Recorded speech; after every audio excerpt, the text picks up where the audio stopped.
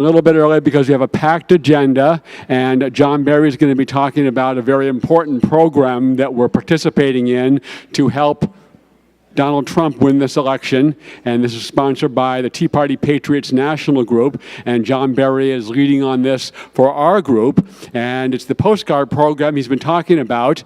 John Barry is our canvassing director. He is the state coordinator for Tea Party Patriots. He does our publicity and has, I don't know how many hundreds of journalists on his distro and gets us great publicity.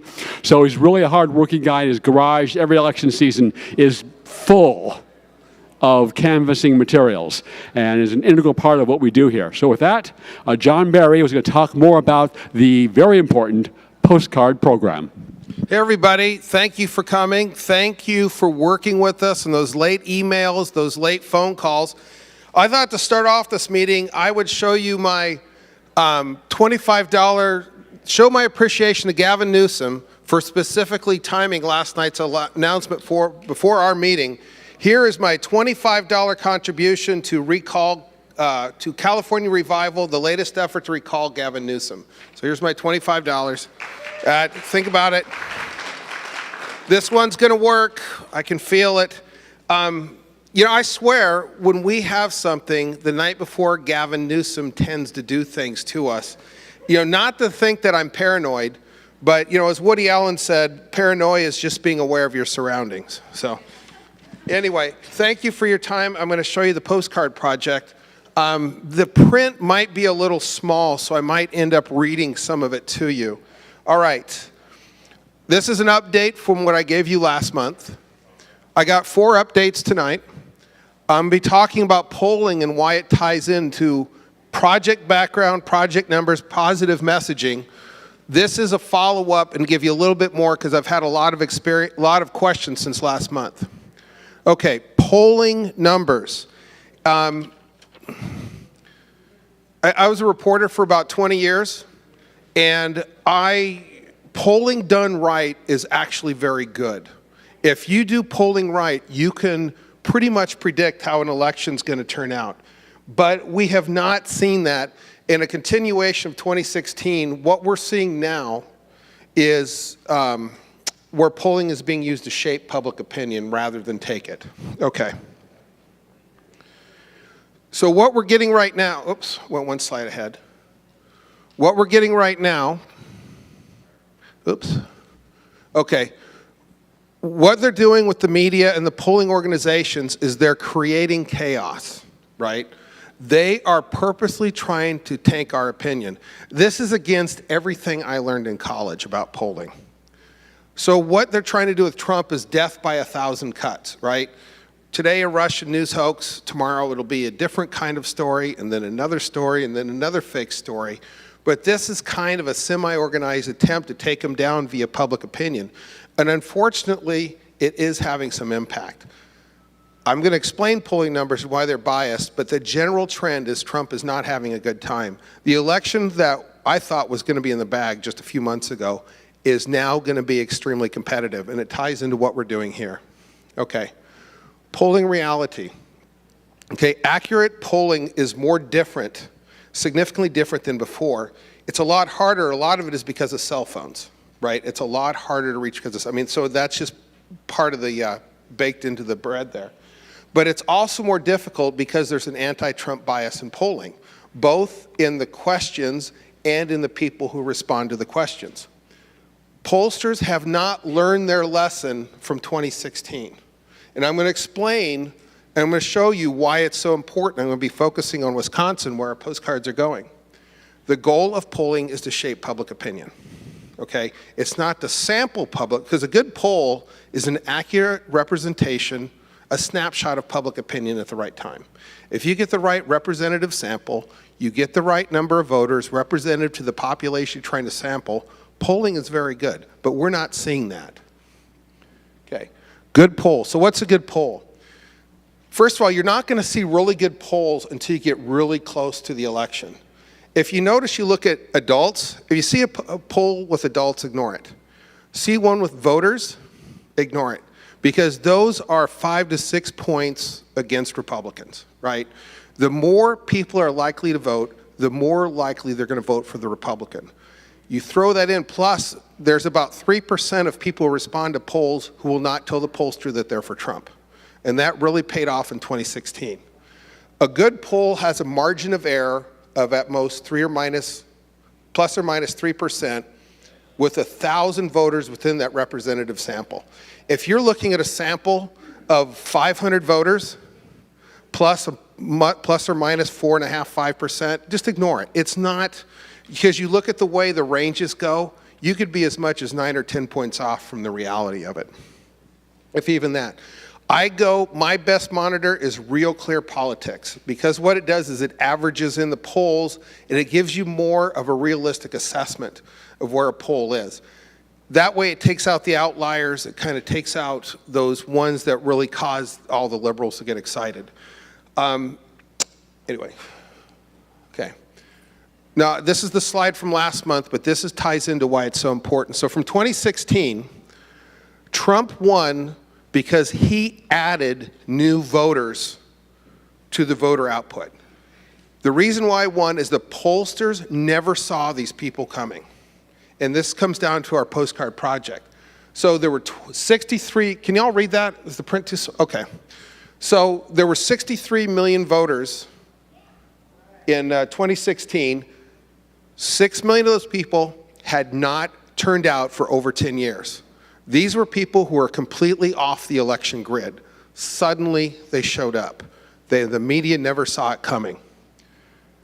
That was 10% of the entire turnout, and in the 13 swing states the media was looking at, there are almost 5 million of these voters.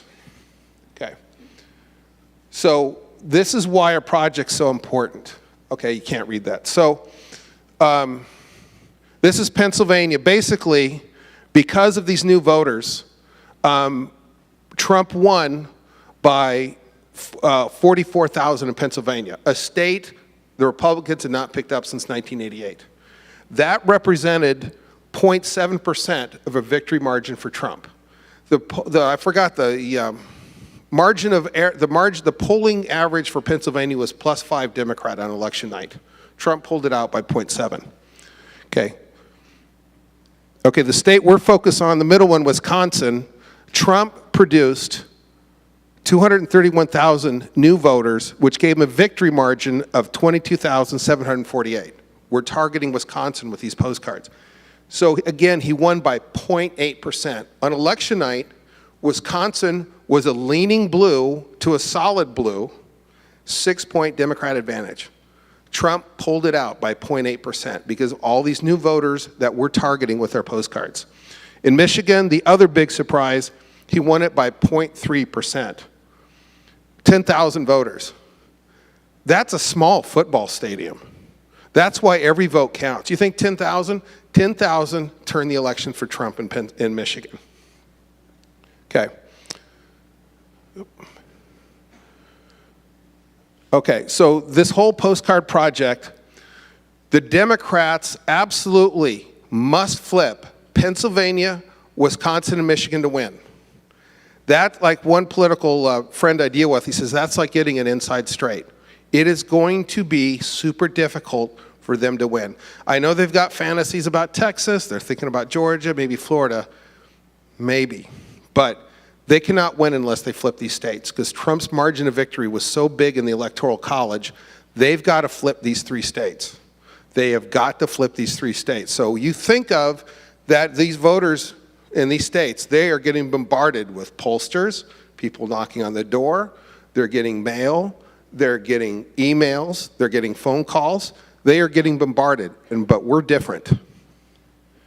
Oh, this is part of a $2 million project from the Tea Party Patriots. As the fall goes on, there's going to be texting, door knocking, emails and phone calls in those states, but we're just doing the postcard port right now. Okay. Our job is out of the first 250,000, we got the first 25,000 postcards off the printer. And as you see, these postcards are pre-addressed to those swing voters in Wisconsin. Exactly the 14,000 who won the state. These people did not show up in 2018. So we need to make sure they turn out. If they turn out in 2020, then they're going to vote for the way we want down ballot. So this is going to affect the House of Representatives, right? We want Nancy to lose. This is how we got to turn out these key people, and that's what the project. So the idea is, I don't know if you can read that. We distribute, you write a personal message, you give it back to us, and then I mail it off to the Tea Party Patriots, and then they're going to mail it in late September, early October. So the voters in these 3 states are going to get these before their mail-in ballots come or before they head to the polls. So, okay. By the way, this is what 25,000 postcards look like, just to show you. The UPS guy comes to my door and says, "These are yours. Can I take them off my truck?" So I'm telling you, I'm down to 1 box. Okay, I'm going to talk about the postcard numbers. We received those 25,000 postcards, blank postcards. Okay, since June 1st, right? I was a math major for 5 minutes. I was just 33 days, right? 25,000 postcards, 21,800 have already been assigned out to people. I never thought it was going to. When I signed up and pledged this back in, February, that's before the COVID thing, we had a 2-month delay, I said, all right, 25,000 is a high goal, but I think we can do it. So we had a compressed timeline. I never thought in less than 5 weeks I'd be getting out 22,000 postcards. And that's a tribute to you guys. So 7,200 have been returned to me that are sitting in my garage from people who've signed them out, and 4,000 have already been sent back to the Tea Party Patriots. But just because of the stuff you've sent in given tonight, I'm going to schlep another 74-pound box to UPS tomorrow, put the label on it, and send it back to Georgia. So our return total will be 8,000 postcards as of tomorrow. And that's a tribute to you guys. I thought I'd be begging. Okay. I got a lot of calls about messaging. "John, let me run my message by you." I said, yeah, that's fine. Just be positive and try to tell a little story, because your target is that guy, that girl getting their mail, the one who's so tired of pollsters calling them, from the time they go to their mailbox and the time they get to their recycler garbage, they're throwing it out. Junk mail, junk mail, junk mail. Oh, a personalized handwritten note to me from somebody in Redlands, California. That is different. That's how you break through the den, is by being different. It says you took the time to do something personal, to have a personal communication with that voter. That is very powerful. And you know what? That person says, you know what? Let me show my wife. Let me talk to my neighbor. That's like throwing a rock into a pool and watching the waves. This is so unbelievably effective, and none of this would work if it weren't for you guys. So I wanted to share some of the messages to kind of give you a feeling, because I've had a lot of phone calls about messages. All right, I don't know if you could read that. "Hello, Caitlin," little smiley face. "I am a public school teacher in California. I am a big supporter of President Trump because he is for all the children.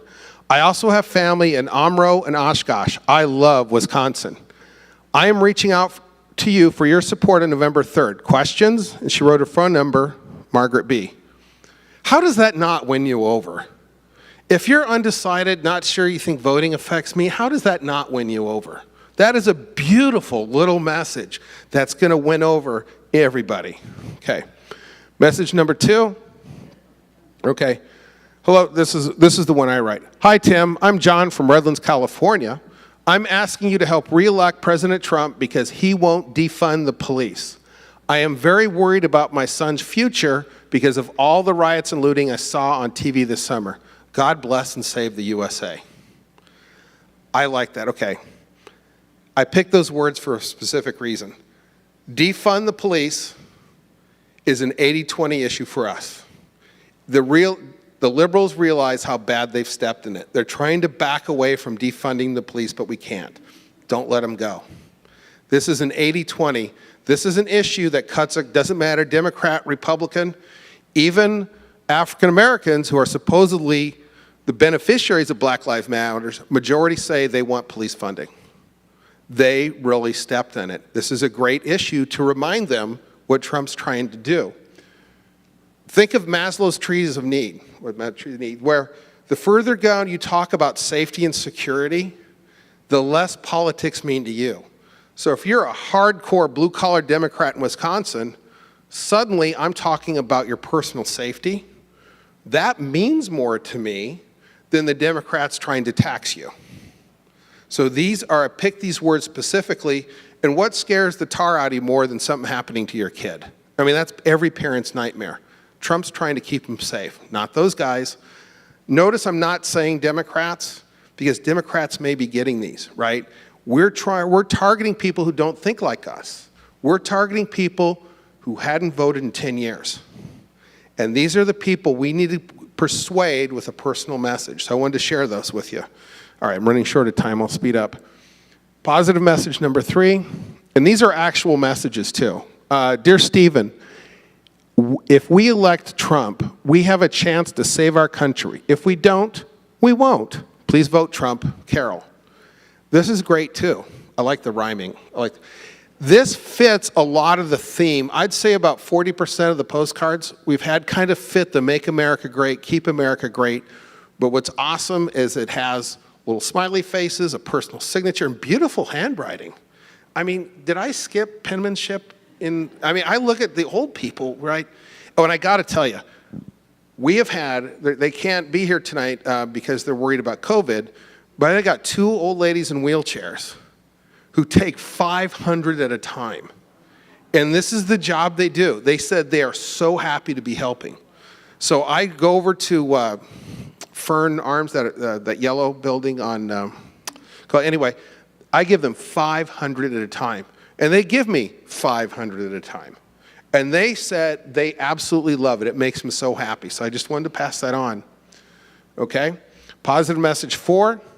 Hello, Jennifer. This is Angel Mong Agnes Gibney from California. More than ever, it is very important we vote wisely to maintain our freedom. Please vote for our President Donald Trump. Keep America great, Agnes. You know, a lot of people can't go wrong with America. Absolutely love it. Okay, I think this is the last one here. Dear Patricia, this one, I like this was really different. Please join me in voting to re-elect President Trump. And she had bullets. Lowest unemployment ever, believes in the rule of law, supports those who support us. Won in 2016 because of Obama Biden. Trump 2020, respectfully, Rebecca. So, love that. Love it. All these are right. So, there is no one right answer, okay? As long as you're positive and you try to tell a little story, keep America great is great. Just something that's going to motivate that person who's on the fence, okay? You go, okay. Keep them positive. Try to tell us small and helpful words. Safe and secure. Fund the police. Trump will not defund the police. Protect the taxpayers. Strong economy. So okay, I'll speed through these. I've already kind of covered this and we're running long. Just write a positive message. You sign out blocks of 100, put them in order, and give them back to me, and I take them to UPS, okay? Optionally, if you want to put stamps on them, great. It saves the Tea Party Patriots 35 cents each. I have contribution forms in the lobby. Okay, my task, okay, I send them back. And I just will say, thank you, Patriots. That's me when I was at Fort Huachuca this spring. Right, it's right, Fort Huachuca, Arizona, it's right against the wall. So I went out and got a Trump thing right with the wall. So thank you very much. I wanted to thank you. I'll be happy to answer questions. Thank you, John. I do have a request from one of our fellow cabinet members someone else wants to read his statement. So we're running a little bit long, but Peyton, if you want to come up here, he's one of our most dedicated activists. We always see him out at our events. So we're going to give him a chance to tell us what you wrote on your postcard. Thank you, Greg. I would just like to send a personal message to younglings who are new out and just have graduated. And I would want to read this. Hello, I am a 19-year-old man that loves America very much.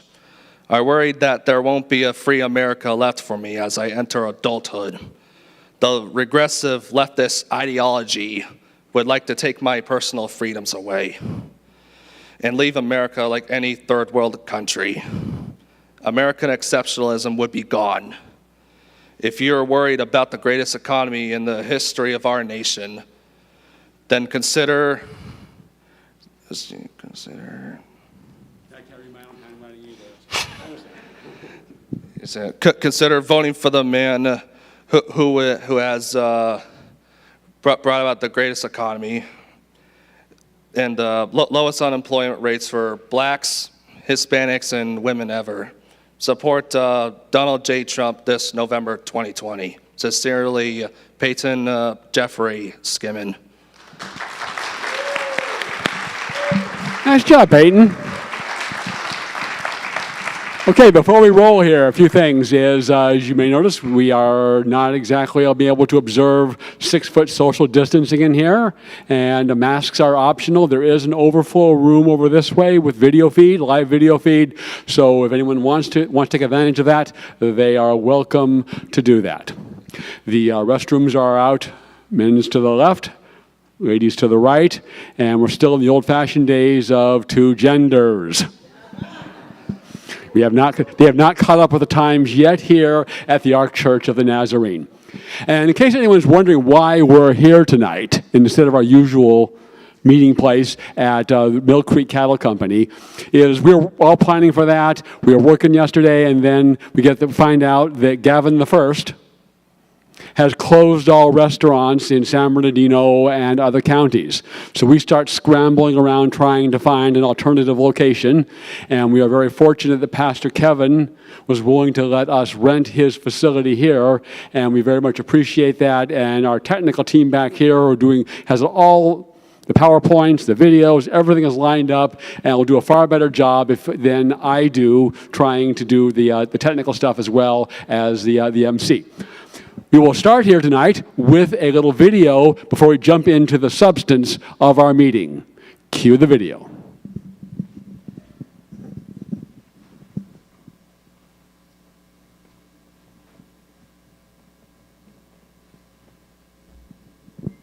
It was a dark and stormy night.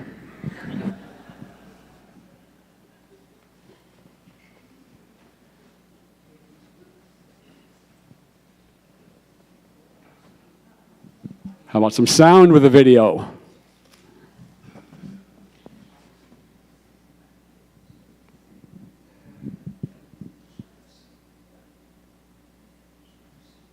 Well, I hope you enjoyed the video.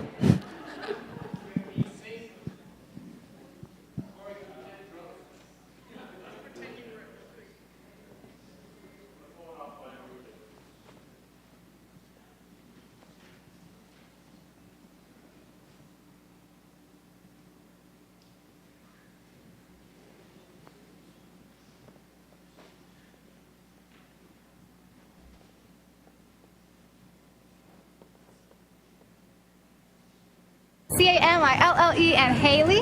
Haley. Yes. Great. Where are you guys based out of? Tulsa, Oklahoma. Got it. All right, go ahead. Okay. Here we go. Start over. Okay, so it's called Keep America Great. We wrote it. We just finished the studio version recently. Here it is. Keep America great. Keep America great. Gotta stick to our guns. Keep the freedom we want. Keep America great. There will never be another USA. Freedom won't come back if we give it away. It's time to vote. It's time to pray. Let's join as one. Let me hear you say, vote Trump 2020. Go Trump 2020. Vote Trump 2020.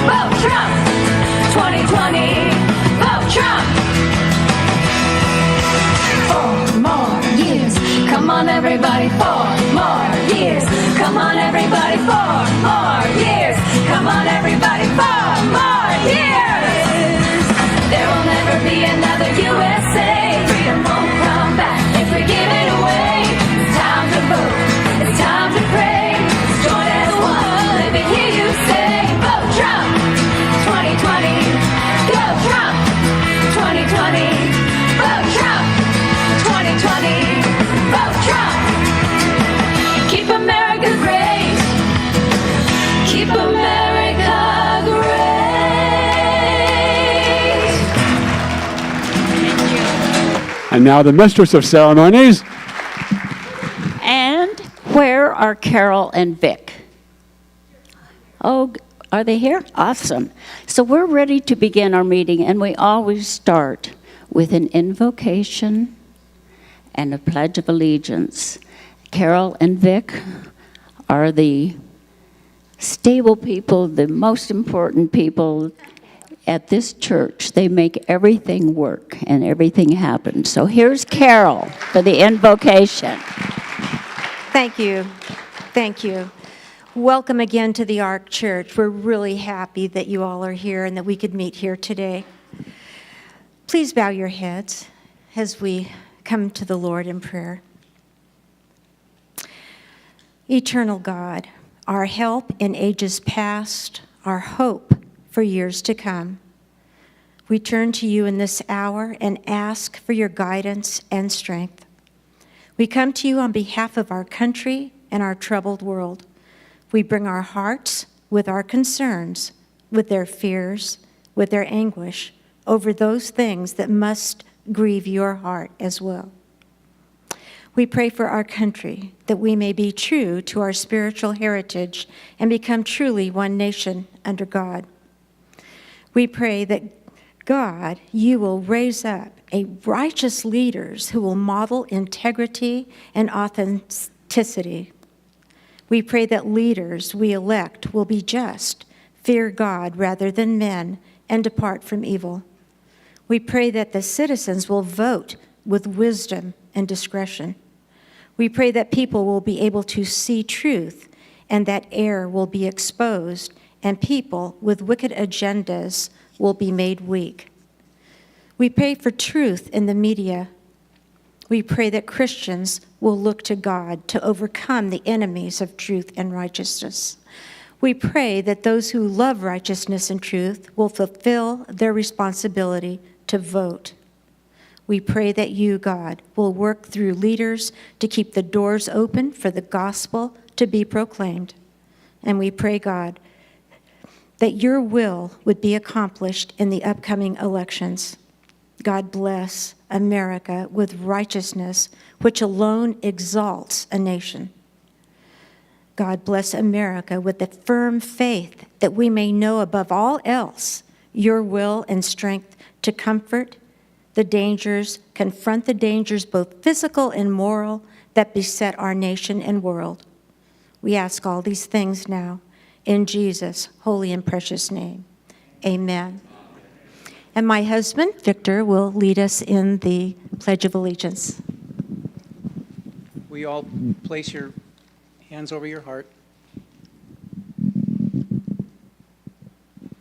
I pledge allegiance to the flag of the United States of America and to the republic for which it stands, one nation, under God, indivisible, with liberty and justice for all.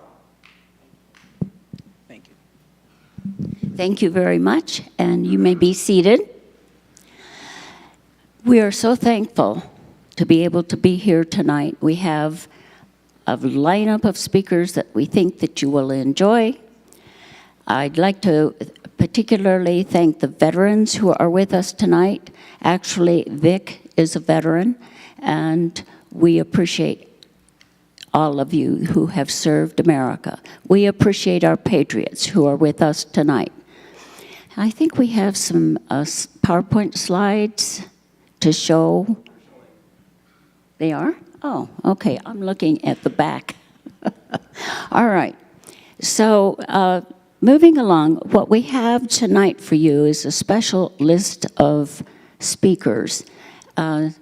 Nick Adams is our highlight of the evening, and he's come all the way from Dallas to just speak to us tonight. Secondly, we have Phil Naaman with us, and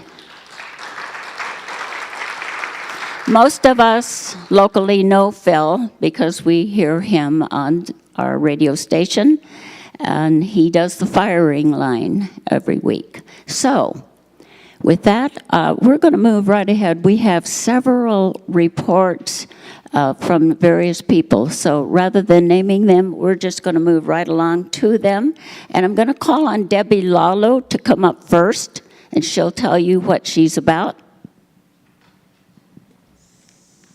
Good evening, everybody. How's everybody doing? Here's the recall lady. Woo! I know some of you don't believe this is going to work, but I do. I believe in God, and He's put this in my hands, and I've become a very strong activist. In fact, you can drive by my office in Mentone, and you can see this huge sign now, big, yellow, red, everything. Anyways, I wanted to talk to you about petitions tonight. I have them here. I have directions on how to do them correctly, and I have these little knockout signs. So all you have to do is go to the 99-cent store, pick up whatever this thing is, a clipboard, sorry. Pick up a clipboard and some petitions, throw them on there, and with this, and you've got to separate the counties. You cannot have 2 counties on one petition. So anyways, this is what it looks like. Everybody's signatures are in line. So then when I take them down to the county, the ROV office, which I did this morning, I took over about 800 petitions. And thankful that all of you guys were able to sign this last month, 3 weeks that we've been doing this. So just want to let you know, I have petitions, I have instructions. Give me your name, phone number, and I'll be happy to teach you how to distribute and circulate. All right? Thank you. And you can also go to the website, Gavin Newsom 2020, and you can download the forms there. Oh, and something that we're trying new, we're going to be doing at the 4th of July up at Riley's, we're going to be passing out a petition and challenging people to take home their petitions, get 5 signatures, and my address is being used at my office because I have a private office, mailbox there. So people can just put it in the mail slot, mail it to me, and hopefully that we'll get thousands of these back because we need to be doing at least 5,000 or 6,000 a week. So everybody has to get to work. Yes? What happened to the old one? Well, when you have 2 petitions going, Dr. Veltmer's and Aaron Cruz's, it makes it very difficult to come up with good signatures. Another thing is people thought they were signing online. You can't sign online. It has to be a physical petition. That's all that's good. So everybody who signed online, and I looked at that this week, there was like 15,000 people. Their signatures are no good. So those are the people we have to get to. So talk to people, encourage people. The only way we're going to get this guy out of office is to have enough signatures. We need 1.5 million, so we're actually going for 2 million. So I need everybody's help. We need boots on the ground. That's what I call it. I have probably about 20 people now who are helping me out. Abby's one of them. She's been amazing. Anyways, yes. How many what?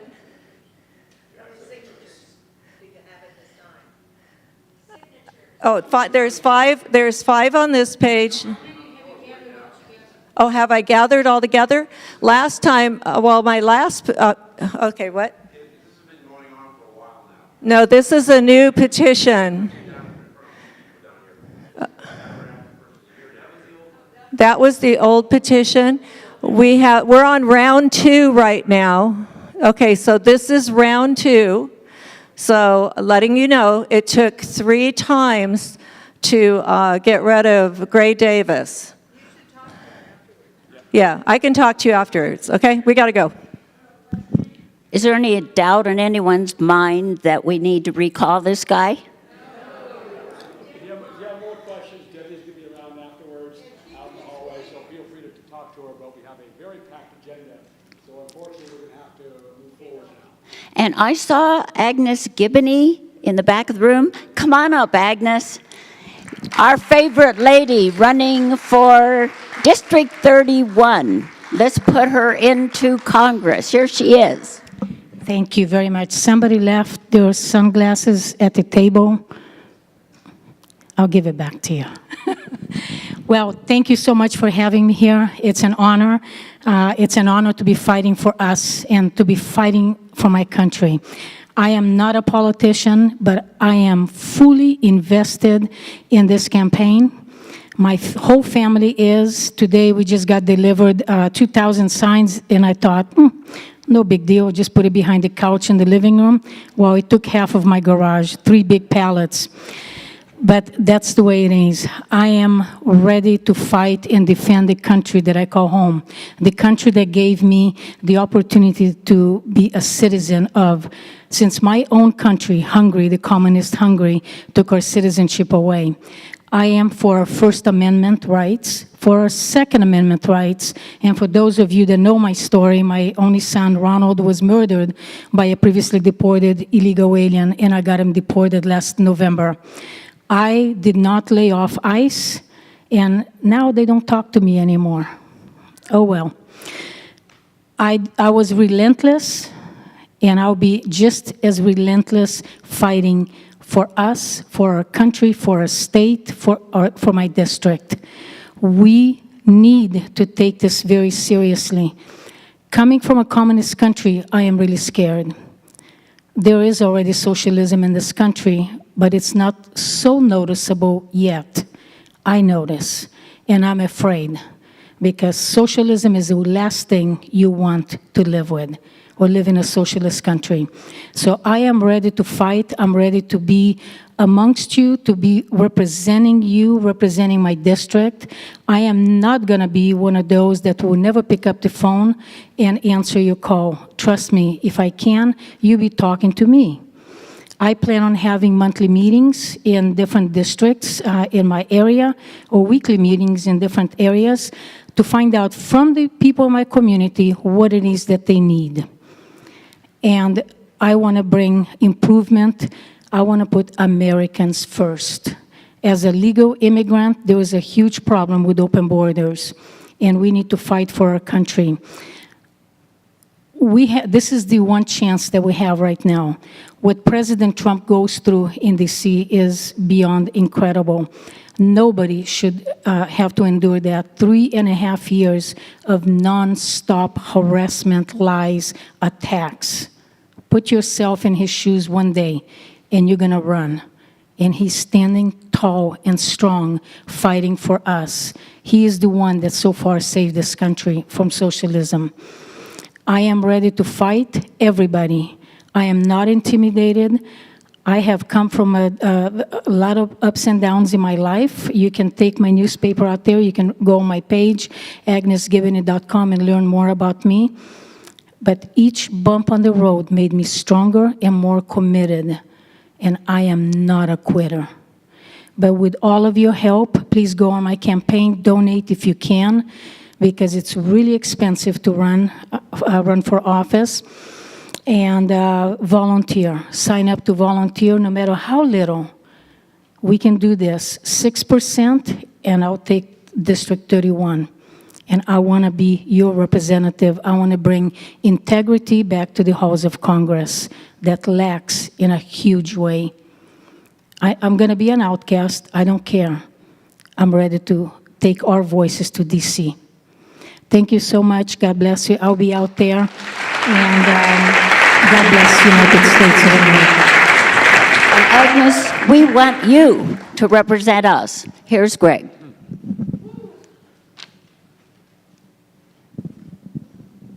In recent weeks, we have seen the results, the output of the moral and academic rot that is in the government-run K-12 schools and in the so-called universities spill out all across the country with a level of hatred of America and freedom and ignorance of history that is probably beyond most of what we believed, knowing that things were pretty bad in the government-run schools and the universities. We believe that if you love God, if you love America, and or if you love your children, you will find a way to get them out of the government-run schools. And with that end in mind, the Redlands Tea Party Patriots has been a big supporter of school choice. There's going to be an initiative which we are working to help bring that about on the 2022 ballot for school choice. This church here has a homeschooling program, and there was just a great program, not this past Thursday, but the previous one, about homeschooling and why you should do it and how you can do it. So you need to get your children out. And giving us an update on where everything is are people that are heading that up for us. We have Jan Hauser, Doug Hauser, and or Dale Broom are all working that issue for us. And come on up, whoever's coming up.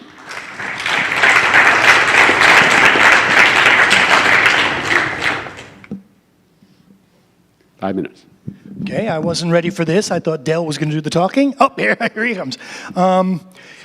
Dale, our own Dale Broom, is the first county coordinator in the state of California. We got to give him a big hand for that. And San Bernardino is the biggest county in the whole country, so it's a daunting task. We're going to need something like 4 or 5 subcommittees just to cover our own county. So we still are looking for people to, we'll hopefully have another organizational meeting soon, and we're looking for people to step up and help take, specific geographic areas and specific organizations. We're going to want outreach to individual churches, to tea parties, to conservative groups, to the social clubs, the Lions and the Elks and things of that nature. And Janice and I are involved in trying to establish such committees throughout the state. We've been calling up Tea Party members all across the state, especially starting in the 10 or 12 biggest counties with the most population, and we're going to proceed to the women's federated organizations and then other things and try to recruit people over the next couple of months. We would like to have an organization in place. It's not a lot of work right now. It's just a commitment to do it, and where the main effort will come after the November election, when we're going to need to be collecting, we're going to need almost 1 million confirmed signatures, which means, knowing how the state government works, we're going to need to collect something like 2 million signatures, because they'll throw out half of them. So that's a big effort coming up, and it'll be happening in December and January and February of next year. So right now we're looking for volunteers to sort of just take organizational leads and start getting the organizations in place. Well, one of the biggest things that we need people to do is get online and visit www.californiaschoolchoice.org and sign the pre-petition. We're trying to get a database of supporters, and if you don't have time to do that, I do have a sign-up. You can do it right here, so just stop by and see me. And the biggest thing is we need volunteers. We also need donors. Even if you can donate $5 a month, you can do that online at schoolchoice.org, californiaschoolchoice.org. Dale also leads the Salt and Light Council here at the Ark Church of the Nazarene, and they are working with homeschooling. So if you know anybody in your family that would like to homeschool, is thinking about it, there are ways to do it. There's an enormous amount of resources out there, and Dale will be happy to connect you with those. If you're a grandparent, perhaps the greatest, and your children, the grandchildren's parents, don't have time. They have to work outside the home to homeschool. Perhaps the greatest service you could render your grandchildren and your country would be to homeschool your grandchildren. And Dale will be happy to connect you and let you know how you can do that. Obviously, racial issues have come to the fore with Black Lives Matter. Of course, to Black Lives Matter. Not all Black Lives Matter, but that, I think Ms. Ashley is going to tell us about this. Ms. Ashley has been taking truth into communities on racial issues that have only heard one side up to now, the liberal Democrat side, and she's been telling them what the truth and real facts and real history are. Normally she'd have a much longer presentation, but we have a packed agenda, so we are going to get, for the shorter version from Miss Ashley tonight, 5 minutes.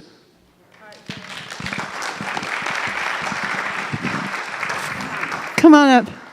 So Miss Ashley has been an advocate for, school choice for a long time. And everybody keeps on saying that this is a civil rights issue right now. And it is.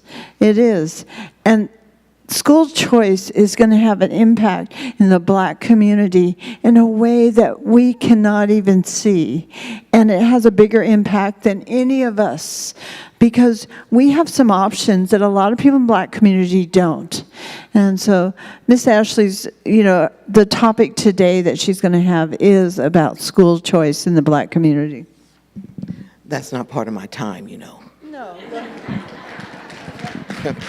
So I'll wait till you sit down and you get started first. Okay, this is going to be very brief because usually it's about a 45-minute presentation and we have to wrap it up about 5, and I talk fast anywhere, so buckle up. Tell a little bit about yourself because I lost that picture. That's fine. They'll find that later, okay. Last year, 2019, was the 400 year of Blacks arriving here, Africans from Africa. Okay, Africans risked their life, limbs, and endured torture, murder, rape for learning how to read. Guess what? We read anyway. Education was a key to succeeding in this society. We knew that. Blacks not only survived, but they thrived. Blacks were scientists and mathematicians. If you ever saw Hidden Figures, they were the human computers. And we had a woman that took a chalkboard and a piece of chalk and sent a man to outer space and back home. Blacks valued education when I was growing up. We were the inventors. Before the 1960s, 85 to 90% of Blacks' children were born to God-centered marriages. Family, church, and schools was a cornerstone of our Black community. Failed socialism, we had it in our communities already. If you're looking for socialism, you look no further than the Black community, because now when the government replaced fathers and replaced our families, and our societies have been decimated because of socialism. We fast forward 50 years, 75 to 80% now of Black children are born to single moms. Okay, what we used to have 90%. 75% of Black boys in California don't meet the state reading and writing standards. 50% of Black boys in California don't meet the state English requirements. 80% of Black boys fail to meet the state reading standards by the 4th grade. A large percent of these kids will end up on welfare, homeless, and in jail or in the graveyard. 6% of juvenile delinquents and 80% adult inmates are illiterate. 40% of Black boys in California don't even finish high school. California's Black students are twice as likely as white students to be identified as learning disabilities, and what they do, they put them in special education classes. When I was growing up, we had health education classes. Now we have sex education classes. And California rates now 46 to 48 out of 50 states in educational standards. Sex education has replaced the basic education for our children. We were saying last year I went to a summit at Cal State San Bernardino. I was invited there by someone. There's about 100, 125 children there along with professors. They were on stage, 8 panelists, telling the kids how bad America was and how much racism we had here. And we had police officers there, we had professors there, everyone in the audience. People got up and they were talking about white privilege and Black people being hunted by police. This was some of the kids were saying. And they shouldn't have never asked people to speak because now it was my turn. These people, and I let them know, these people have nothing in common with you. Okay, they're rich, live in gated communities, they drive luxury cars, and you are dismissed. Okay, I turn my back on them. Now I want to challenge everybody here I said in the audience. So I let the kiddies know as I looked at them. Okay, we have approximately 330 million people plus here in the United States. So I told them by the numbers here. Okay, 38 people were say killed by white ring extremists last year. Okay, police had 10 million arrests. Out of that 10 million arrests, they had 1,000 killed by police, 370 white, and 235 Black. Unarmed people killed by the police with white was 20 to 50, Blacks maybe to 10. Okay, the room had about 100 people in it, 125, and what I told them, if you divide this or times this by 5, whatever, that's how many people are dying in Chicago every year, okay? Compared to 75 to 80,000 gun violence deaths in the inner cities every year, and nobody says a word. No, Black lives do not matter. Only certain Black lives that are killed by certain people. And the police killed in the line of duty was 147, okay? We do not have a police problem. What we have a violence in the inner city problem. And look at the face of the children hanging in that audience. They hung on my every word. Nobody booed me. Nobody spit at me. Nothing. And what I realized when I looked at these kiddies for a short period of time was this. I was telling them things they never heard before. It's been a one-sided conversation for them. It's not that they going against what we have, but that's why school choice is so important. They got to get educated. They've never been heard these things before. Okay. When the event was over, 4 or 5 kids come down stage. I asked guys, say, listen, I carry a big axe handle with me. I said, do I need my axe handle? He said, no. He said, because I have your back. These kids were asking me questions and trying to figure what was going on. Okay, education or lack thereof is a civil rights issue of our time, not racism. Okay, Ron DeSantis, you guys know, governor of Florida, he won because 600,000 black women, Democratic women, voted. 100,000 of those black women voted against Democrats, went for him because of school choice. Now, in conclusion, 50 years ago, parents, we relinquished our control of our children over the government. It's time for parents to take power and control back and remember that government and school districts, they work for us. We don't work for them, okay? We got to get out of the silos and get back to these kids. In Hosea 4:6, it says, my people are destroyed for lack of knowledge. I say my children perish because of lack of knowledge. That's why we need school choice. One more thing with Martin Luther King. He said the function of education is to teach one to think intensely and to think critically. Intelligence plus character, that is the goal of true education. Thank you.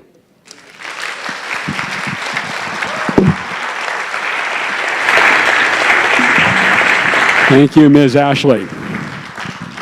She didn't mention it, but there's a great movie. If you have not seen it, I heartily recommend it. It's called Hidden Figures. And based on a true story of African-American women who, before of mechanical and electronic computers, they did the math computations at NASA. And at the very beginning of that movie, there's a scene where one of the women who later becomes one of the leading women at NASA doing the math computations, did the orbital computations for John Glenn. Back, she's a girl in the classroom. And you look at that classroom, it was segregated, and no one's going to defend segregated classrooms. Every boy and girl was well-dressed, immaculately behaved, total discipline in that class and interest in getting an education. Because they knew if they got out of line, first they were going to get with a teacher, then the principal was probably going to paddle them, and then even worse is what's going to happen when they got home and dad found out they got in trouble at school. So some more of that for all classrooms and all families will put us in a lot better situation than we are right now.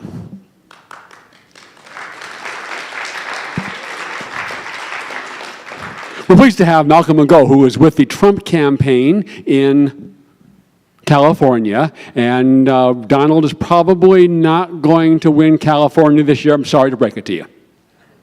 But that does not mean that we cannot have an influence. And John Barry talked about his postcard program and the other things that will be coming up for you. But Trump Talk, and Malcolm is recognized for 3 minutes to introduce Trump Talk and how we can get involved right now from your home to help Donald Trump win this election. Thanks, Greg. Look, I'm going to start off by saying g'day, and if Mr. Adams is out there, I'm not trying to upstage you.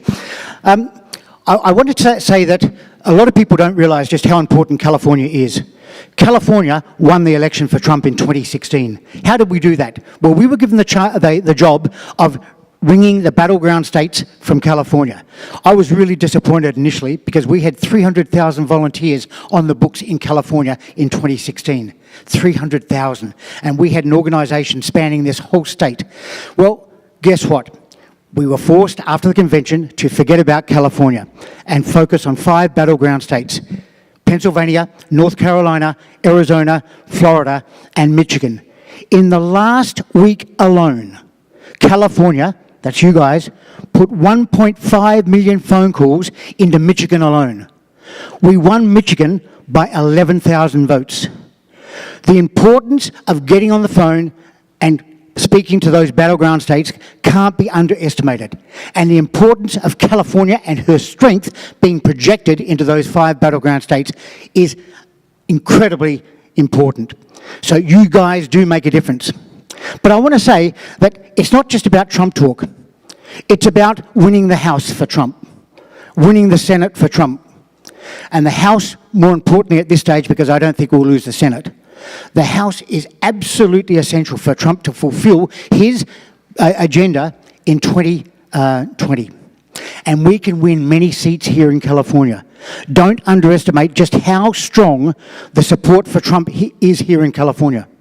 You've got about 8 seats we lost in 2018. I believe we can turn around every one of those 8 seats.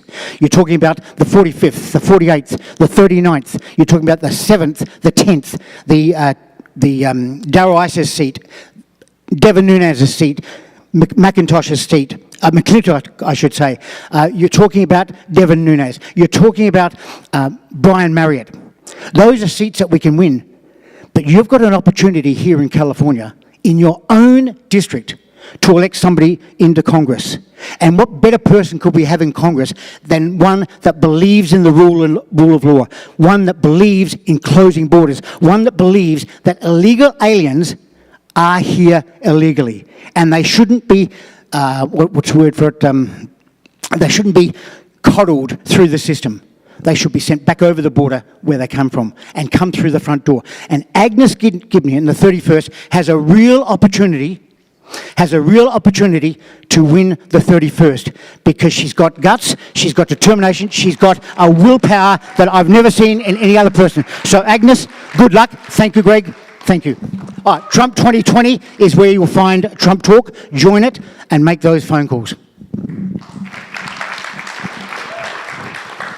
We are pressed for time, but maybe either you or Nick can explain how we in America and Canada ended up driving on the right side of the road, but you guys in Australia still drive on the wrong side of the road like they do in England. Maybe we can explain how that happened.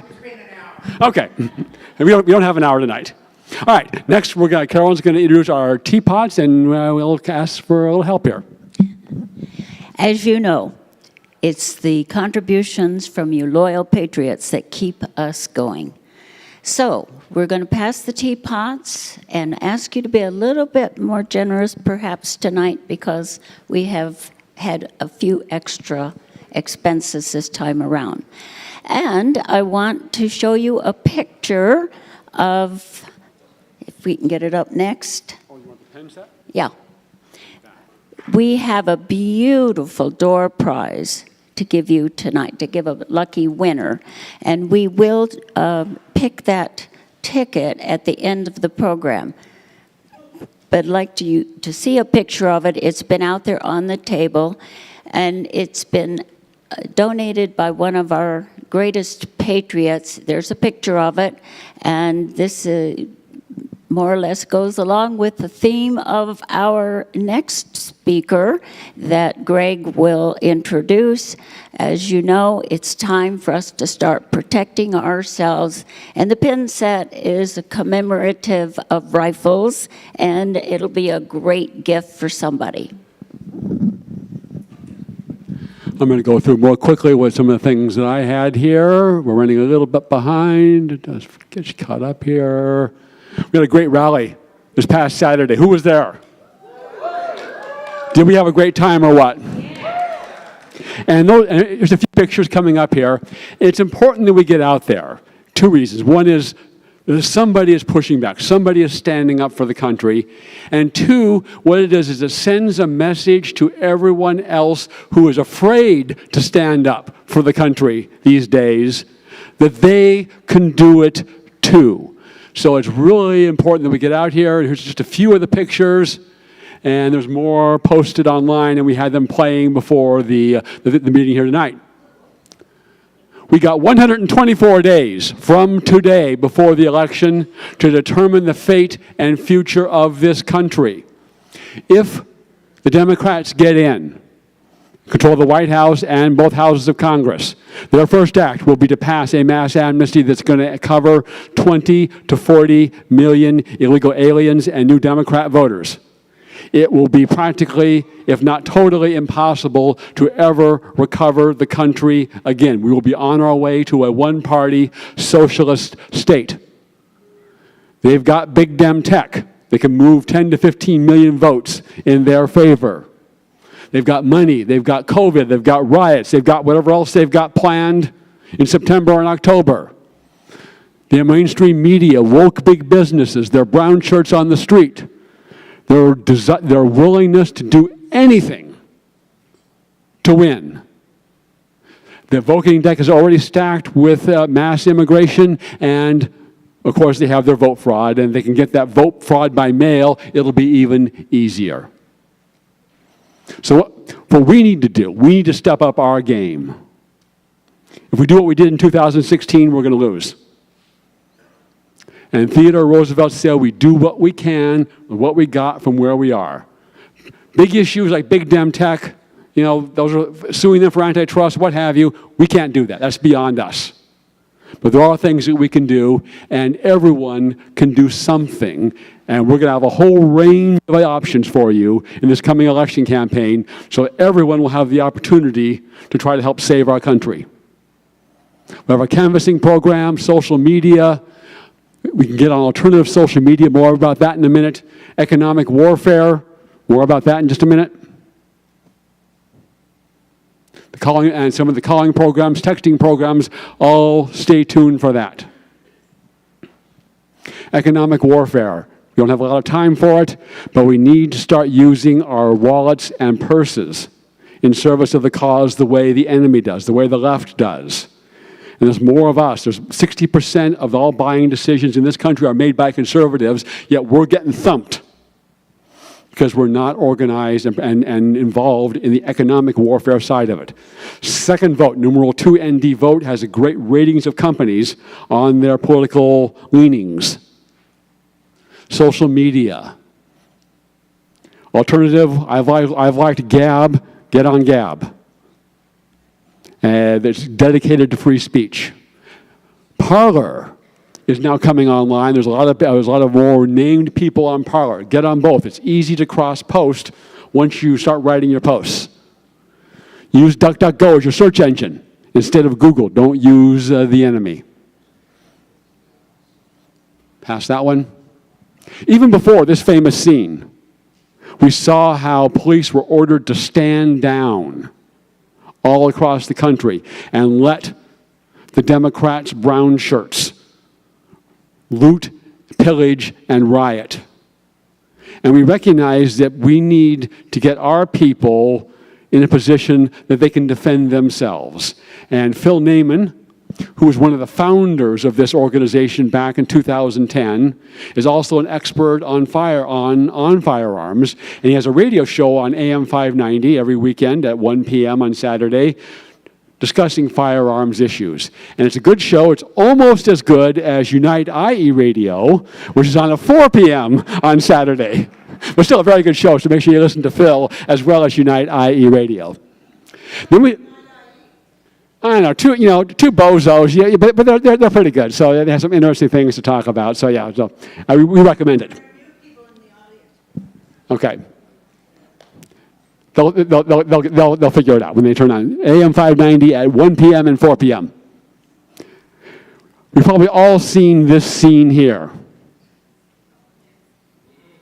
These people had a nice house. They moved into it 32 years ago when it was run down, and they've refurbished it into something that's really, really beautiful. If you've ever seen any pictures of it inside.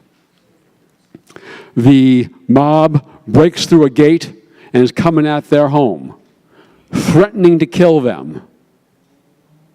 But fortunately, they had firearms. Now, I think Phil would probably have some comments, particularly about the wife, about how she might better handle her firearm. But no, and the mob could have charged him, and taken the guns, and they could have done whatever they wanted to with them. But no one in the mob wanted to be the first to die. And the mob went right on by their home. And what would have happened if they didn't have the guns? Fortunately, they and we never found out about it. So Phil Naaman has agreed to lead a program to help train particularly people that are just new, don't have a gun yet, or maybe you have the gun, but you're not quite sure what to do with it, which end goes which way, real beginners. And he's going to do two things. He's going to have a class. It's going to be here at the Ark Church because our regular meeting facility is probably still going to be closed. There are flyers that say July 13th, but we're going to have to bump that a week to July 20th. So there'll be more information coming out on that. And then he's going to take you out in small groups, to the firing range and show you how to properly shoot your gun. So when the time comes, if and when you need it, you can defend your home and your family. With that, Phil Naaman. And bring up Phil's PowerPoint, please. Thank you. Where's the clicker? Which one is it, Greg? Hey, folks. Great to see you all again. A lot of people I remember from years ago.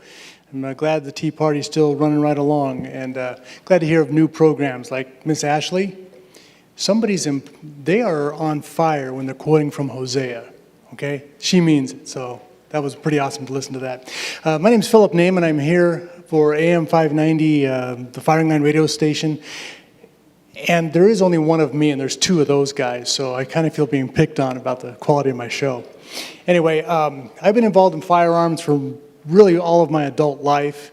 The way I actually did my teenage rebellion, since my mom didn't like guns, was I got a job in a gun store. But it's a longer story here. But let's talk a little bit about patriot self-defense. One of the things I wanted to talk about is, what are we facing?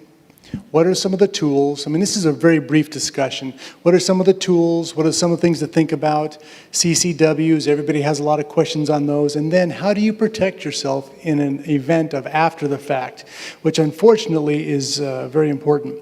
Oh, before we get going, on the shooting day, what I worked out with Greg is we're going to do a donation here. So anything that you want to, or for the fee, is just going into the kitty. That's great.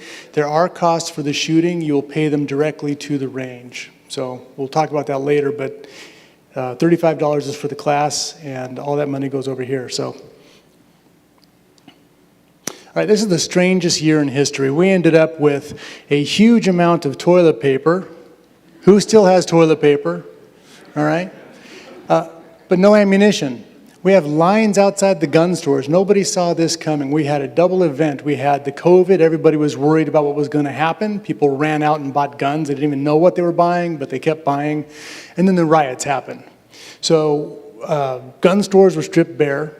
And in California, a lot of people found out that you can't walk in and say, I want to buy a firearm. Just give me the gun show loophole. Right, I'll pay extra $50, I just walk out with it. That's what Joe Biden always says, what Nancy Pelosi says, right?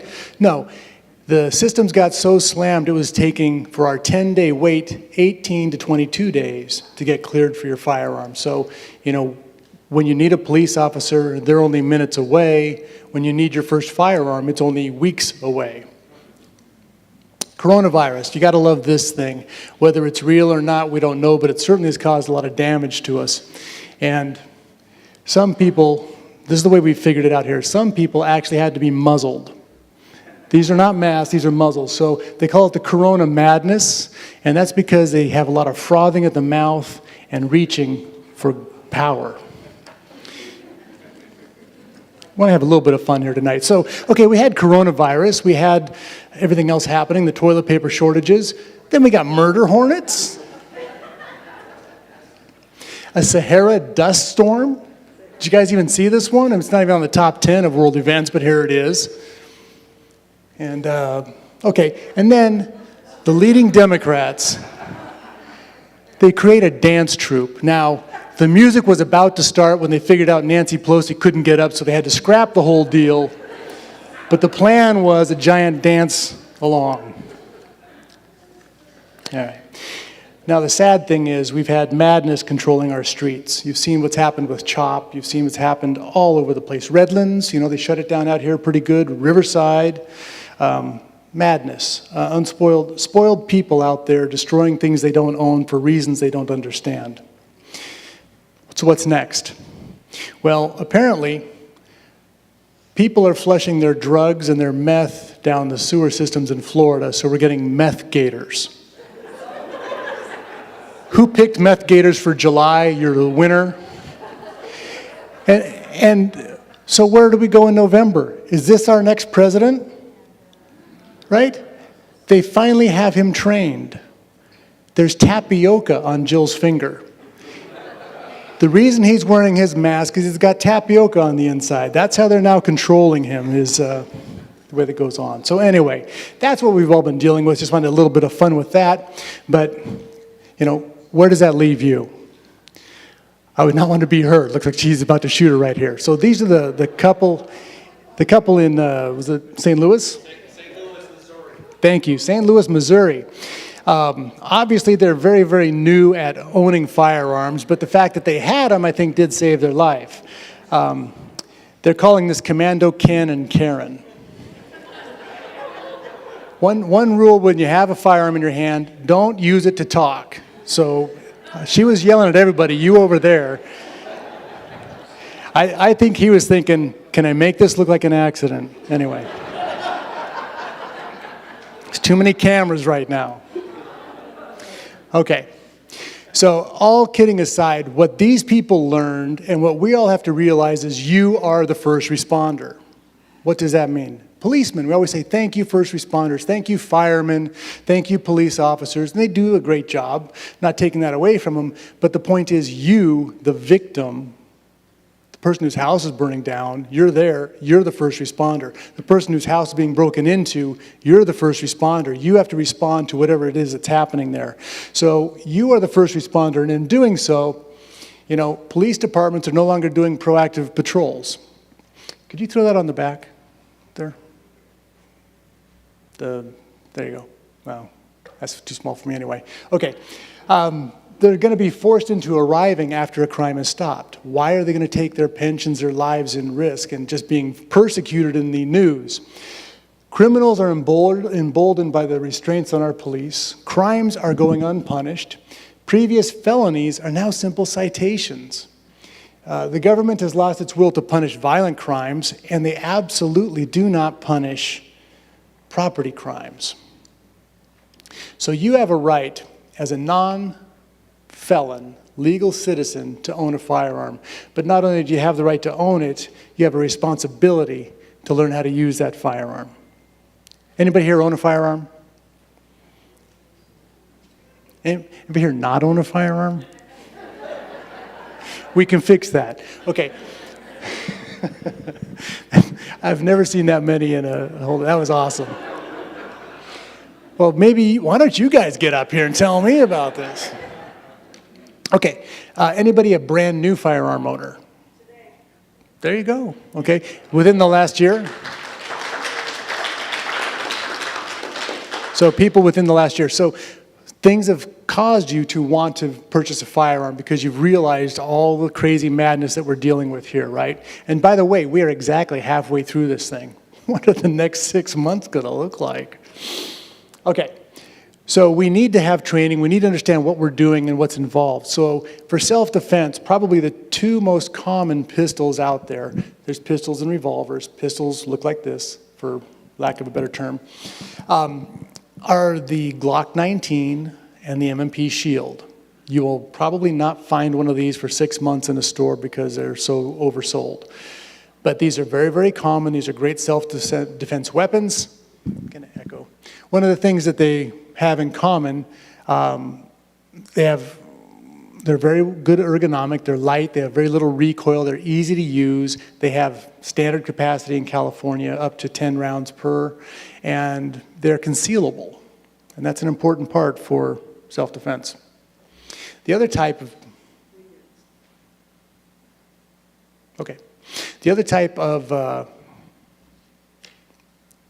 better hurry up.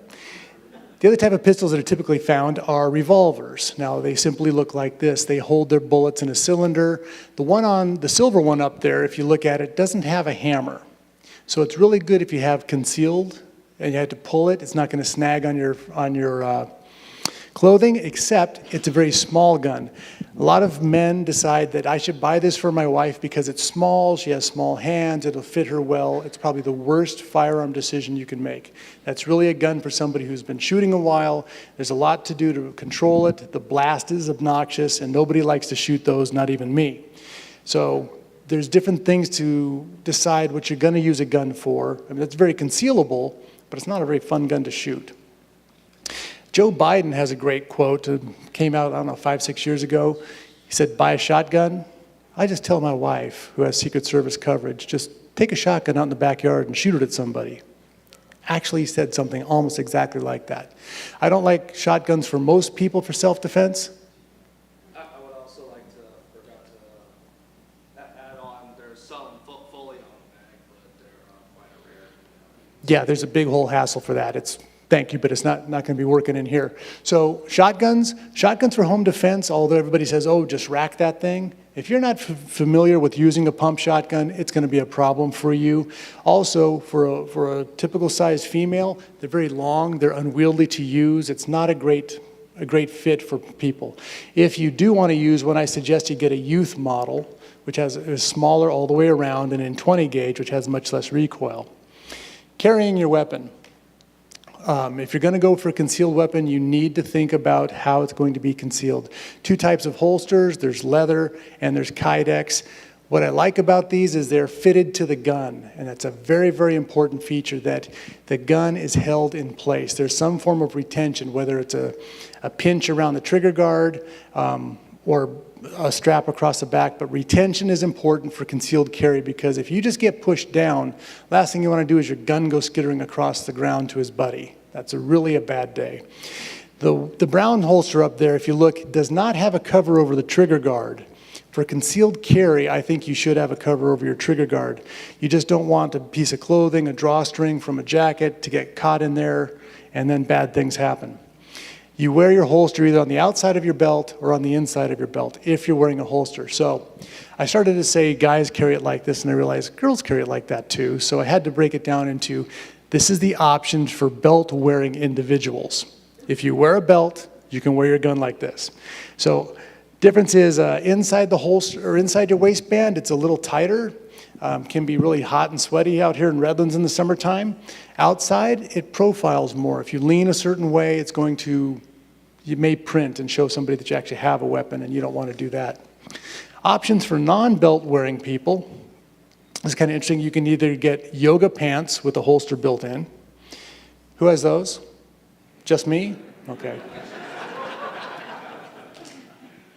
Obviously there's bags or purses. Now what's important about that is that it's covered, that the trigger is covered. You do not want to put a firearm in the bottom of your purse. As you're looking for the keys, bad things happen. So make sure that it is either designed, like the one in the middle, it's designed for it, has a special place for it. Do not put a pistol in your pocket with all your keys and stuff, or in the bottom of a purse.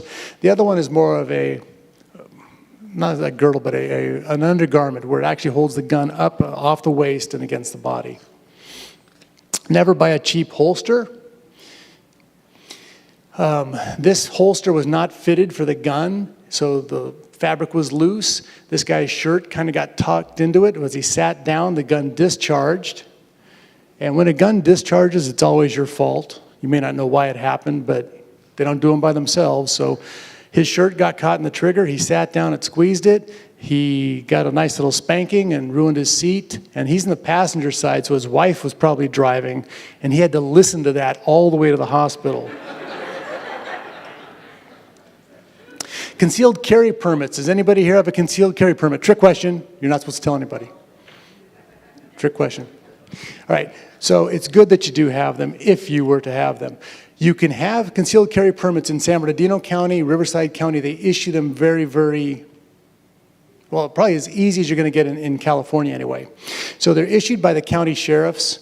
We have Sheriff Bianco, we have in Riverside, we have McMahon in San Bernardino. You begin the application process online. Their websites are very clear as to how to start that. You must be a non-felon of good moral character. You must be 100% honest in your application. If you did something when you were 20 years old that you're ashamed of, that there's a record of, and they say, have you ever done anything else? They already know the answer. They pulled your records, okay? There's no hiding. You're 20, you're now 50. Hopefully you're no longer doing the same ding-dong things. People make mistakes. They understand that. But you have to be honest. Don't try and lie. Don't try and hold anything over them. And you must not have a history of domestic violence. Good cause statement. Everybody freezes on this. They say, well, they want me to write a novel about it. No, they don't. Self-defense is a good cause, but you may need to elaborate more on that. You know, I believe in self-defense. Maybe I have bad arthritis. You know, I'm probably not going to be able to fight my way out of a single event. I walk the dogs in the hills where you guys put all the homeless people. You know, lots of things. Just make it a nice, clean, succinct thing. And Riverside County, they even work with you. They help you out with that, so it's kind of nice. Additional requirements. You will have to take an 8-hour course for the first time. San Bernardino County does the course. Riverside County has other facilities. I like Riverside Indoor Shooting Range. It's a beautiful, nice, clean facility. Tom Reese does the classes. They're very professional. It's well lit, clean. It's where I do all of our shooting out there. So Riverside Indoor Shooting Range, Tom Reese. You will have to qualify. You're going to have to own your own firearm and have it registered to you. Husband and wife can share one, but you have to have that. You will have a DOJ background check, an in-person interview, and you'll have to pay some fees. Additional suggestions. Riverside Indoor Shooting Lessons. If you've never had lessons, go get them, because qualification is not difficult. Being proficient with your firearm is where you need to be. So qualification is not proficiency with a firearm. I've seen it. It is not proficiency with a firearm. So the class that we're going to do here is we're going to do basic pistol training here, safety, discussions, how firearms work, what to expect, everything but the shooting, okay? There won't be any shooting here intentionally at the Ark Church.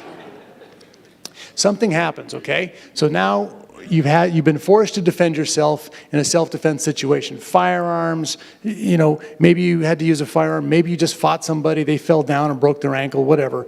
You have an issue with your homeowner's insurance. Your homeowner's insurance does not cover you for intentional acts.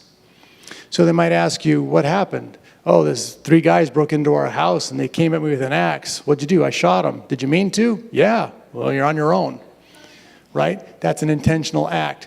So you need to make sure that you have extra coverage. The people that I use the most, and I've been handing out stuff on them, CCW Safe. It's legal defense, okay? You can't really get insurance, but it's legal defense, prepaid stuff that is amazing for that.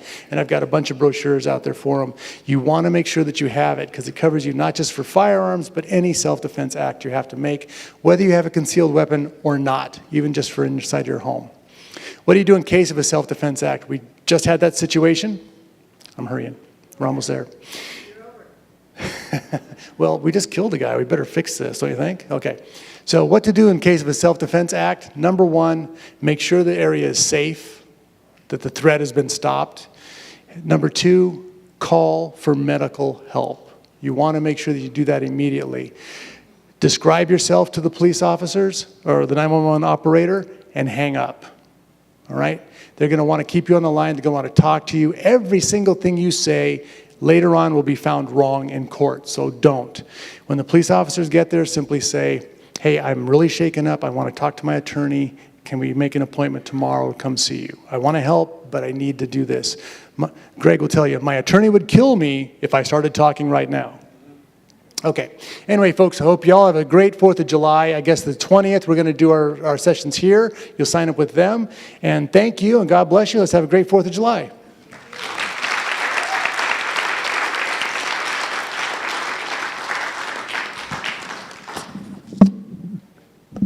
Thank you, Phil.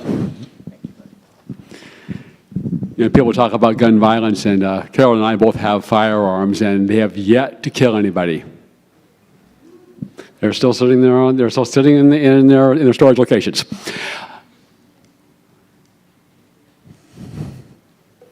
Carol and I first saw and met Nick Adams at the 2015. Drawing a blank on it. the Western Conservative Summit. It was a great, energetic, entertaining, motivational speaker, had a great video that we liked, and ever since then we've been in contact, but until now have never been able to arrange to get him out here. And so we're very pleased that he is here. After getting the notice that our meeting location, we didn't have that, but before we arranged a new one, I contacted Nick and said, well, hey, before you get on the plane tomorrow, talk to me. He says, well, I'm already here. Okay, so fortunately we have a place for him to speak.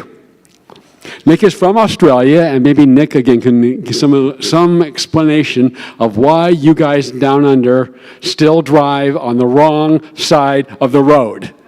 We in Canada broke away from England, and we're driving on the right side of the road. So I still don't understand that, and maybe Nick can explain that. Nick actually describes himself as Australian by birth, American by choice. He's now a U.S. citizen. He's been on any conservative radio TV show you can think of. He's probably been on it. And we talked about education and the poor education, the miseducation of our youth, and he started a foundation called the Foundation for Liberty and American Greatness to teach civics and the true story of America. And some of the board members on that include Colonel Allen West, Bill O'Reilly, Dennis Prager, Pete Hegseth. And again, he tried to teach civics and proper American history to our youth. He's a multi-time author, and his latest book you see up there on the screen is Trump and Churchill, Defenders of Western Civilization. I understand on good authority that Donald appreciates the top billing.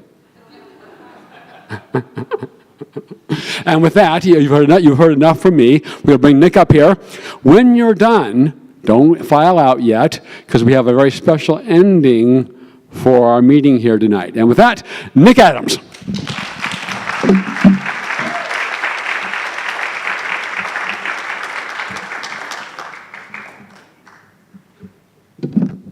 Good evening, ladies and gentlemen. What an honor, pleasure, and privilege it is to be able to be here with you this evening.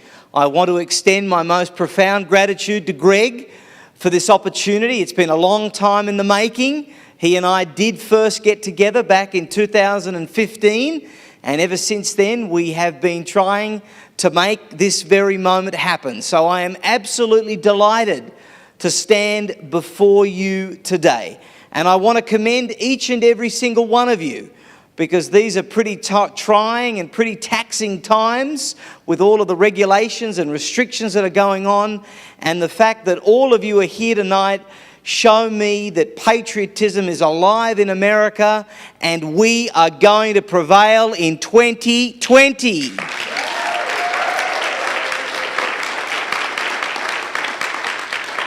What an honor, pleasure, and privilege it is to be in the land of the free and the home of the brave. In the world's exceptional nation, in civilization's indispensable country. Ladies and gentlemen, I want to begin tonight by sharing with you a story. And as I share this story with you, I invite you to momentarily close your eyes and really imagine what it is that I am sharing with you. It's December of 1985. Two parents are at their wits' end. Something is wrong with their 16-month-old child. For months, they've been to doctor after doctor, pediatrician after pediatrician, but nobody can tell them what is wrong. One night, with their child even more unsettled than usual, they head to the emergency ward of the local children's hospital. The ward is almost deserted, but there's one overnight doctor there, a young man with a smiling face and an accent. As he looks the child over, his smile quickly evaporates. He tells the parents that he can't be sure, but he has a hunch that he may have seen this before. and he fears that their child has a very rare form of childhood cancer. He prescribes a certain set of tests and commands the parents to return the very next morning to have those tests conducted. The very next day, the parents' worst fears would be confirmed. Their child had stage 4 neuroblastoma, a very rare form of childhood cancer indeed. The parents were mine. The child was me. The doctor, it turned out, was an American. The cause of neuroblastoma remains unknown to this day, with only 1 in 100,000 children being diagnosed with it each year. Notoriously difficult to diagnose. When it is, the tumour has almost always already metastasised. A child, an infant, a baby with stage 4 neuroblastoma is given just a 5% chance of life. For 3.5 years, I underwent chemotherapy, radiotherapy, and an operation. And through the healing hands of God, our master physician, I defied the odds and lived. It was the instincts. It was the instincts of an American doctor, fresh out of college, just in Australia for a summer residency, that proved crucial to my survival. So I'm fond of saying that I haven't only studied American exceptionalism, I've lived it. In fact, I am alive because of it.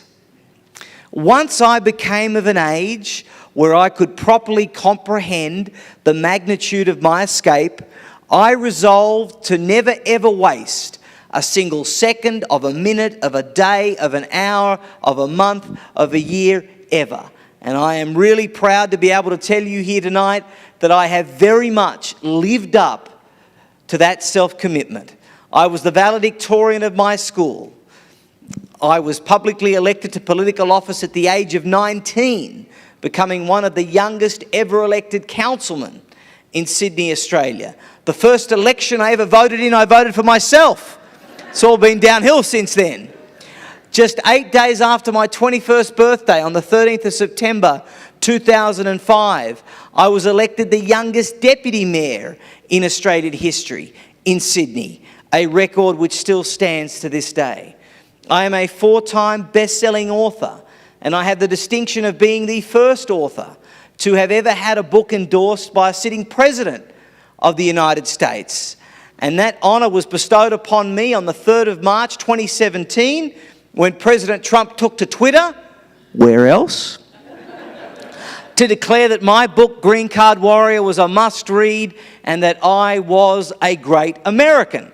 He followed it up 6 months later, on the 25th of August 2017, with another tweet endorsing my previous book, Retaking America, Crushing Political Correctness. It does sound like his kind of book, doesn't it? Making me the only author to have had 2 books endorsed by a sitting president. And not to be outdone, in the last 3 weeks, I have earned no less than 7 separate tweets from the president, 4 of which are about my most recent book, Trump and Churchill, Defenders of Western Civilization, with a foreword by Newt Gingrich. And I do have some exciting news that I want to tell you about, but I'll do that toward the end of the evening. All of this has prompted many in the media to rather generously refer to me as the president's favourite author. So that's been quite the journey. Many of you will recognise me from television. I'm a Fox News and Fox Business commentator. I have spoken now in 41 of the 50 states. I have given keynote addresses in 7 different countries. I am recognised worldwide as an authority on American exceptionalism. In fact, I have decided to dedicate my life to promoting, protecting and perpetuating what I consider to be the greatest idea ever, the American idea.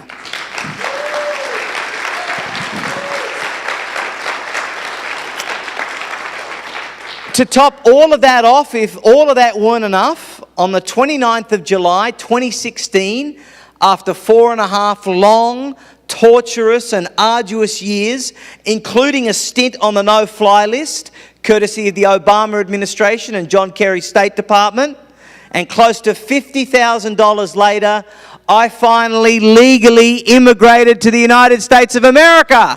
I'm an American. And since that time, I have been bestowed all of these wonderful honours. Governor Perry appointed me an honorary Texan. Governor Mary Fallon made me an honorary Oklahoman.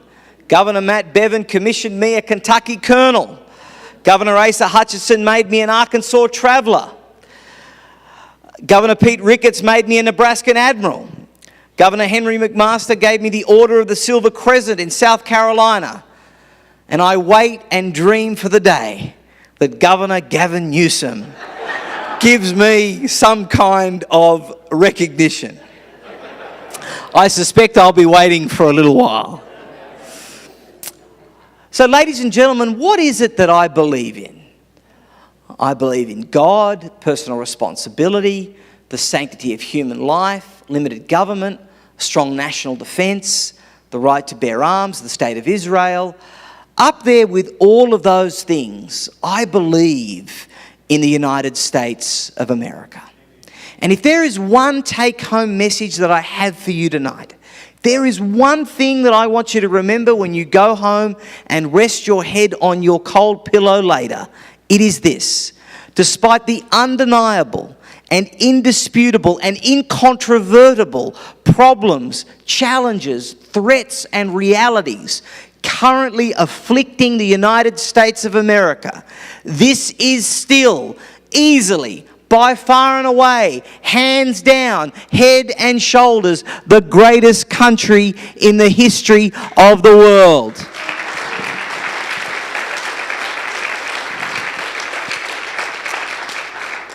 Every single time I speak to an elementary school, middle school, public high school or college audience, I look those students in the eyes and I tell them that the day that they were born in the United States of America, or the day that they moved permanently to the United States of America, is the day that they won the lottery of life. And they got the most incredible, the most amazing, the most remarkable, the most sensational head start on anyone and everyone everywhere else. This is the best country in the world to be born in. This is the best country in the world to live in, to work in, to start a business in, to grow a business in, to realize a dream. This is the only country in the world where people aspire to greatness and not mediocrity, where you can colour outside of the lines and not be punished, where you can blaze a trail and leave a legacy, where you can overcome any set of circumstances of your birth to go on and achieve whatever it is that you want to achieve. This is the only country in the world where your first language or last name means absolutely nothing. And this is the only country in the world where failure is not fatal, where you can fall down 5,000 times, but if you've got grit, determination, and hustle, you can get up 5,001. Thomas Edison had 1,000 cracks at the light bulb. Colonel Sanders had his recipe for fried chicken rejected 1,009 times before he got a taker. Our 16th president, Abraham Lincoln, lost his first 12 elections on the trot. P.T. Barnum, his first 3 circuses were abject failures, yet he went on to become the greatest showman. Walt Disney went bankrupt twice, almost 3 times. Same story with Henry Ford.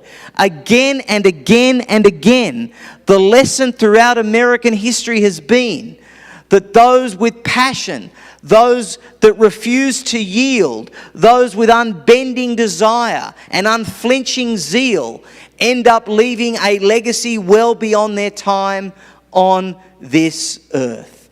You see, ladies and gentlemen, America is special because America is not just a country, not merely a geographic entity, not simply a stretch of land. America is an idea. It is an ideal, a notion, a value system, an improbable and daring experiment that remains equally as improbable and daring today. It's the shot that was heard around the world and still is. There are 4 ways that a nation is said to be exceptional: culturally, militarily, economically, and scientifically. And on each of those 4 measures, in almost 5,000 years of recorded human history, and you want to hear the kicker? Here comes the kicker. With less than 5% of the world's population. With less than 5% of the world's population. America has dominated those 4 spheres to an extent previously considered impossible. But none of that success, none of that power, none of that might, none of that influence, none of that wealth just happened. None of it was accidental. None of it was incidental. No, to the contrary. All of it was extraordinarily deliberate, extremely intentional. You see, the most brilliant men to have ever walked this earth were our founders, who understood that the way to unlocking human ingenuity, the way to unleashing human creativity, the way to driving human accomplishment was to make sure that men and women were as unencumbered as possible by the need for government approvals and red tape. It's for precisely the same reason that the United States of America has ascended to the position of guardian of liberty, as the custodian of civilization. I want you to contemplate for just a fleeting moment what the world might look like without the United States of America. North Korea would invade South Korea. Taiwan would be overrun by China. War, maybe nuclear, would break out in the Middle East. Russia would attempt to rebuild the Soviet Empire.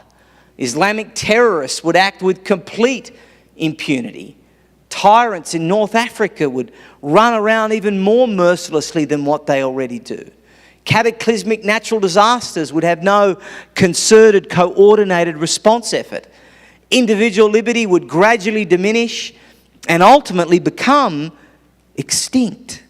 That's what a world without the United States of America looks like. And that's why it's in the interest of everyone, no matter who you are, where you come from, what you do, which one of the new 57 different genders you choose to identify with, what bathroom you elect to use, even if you have never so much as even set your little toe on American soil. It's in your interests that America be as robust, as self-assertive, as healthy, and as self-confident as possible. Why? Because the equation is very simple. What is good for America is good for the world. When America is strong, the world is strong. When America is weak, the world is a weak and dangerous place. Now, that's not my hypothesis that I've scribbled on the back of a cocktail napkin after a few too many drinks. We were living that reality real time up until just 3.5 years ago, when we had elites at the highest levels of the federal government that were insistent on ensuring that America retreated in the world, that it vacated its traditional role of leading from the front and instead elected to lead from behind. The result? While the world is now calming due to the administration of the 45th president, it remains an infinitely more dangerous place than it had been for a very, very long period of time. Ladies and gentlemen, political correctness is killing the United States of America.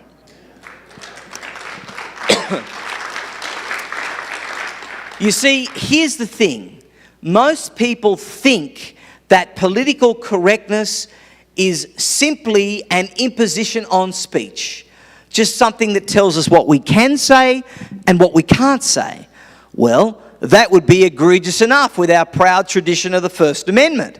But I'm here to tell you with regret rich in my voice that political correctness is infinitely more than that. Political correctness is a mindset. It's a cultural attitude. It's a way of life.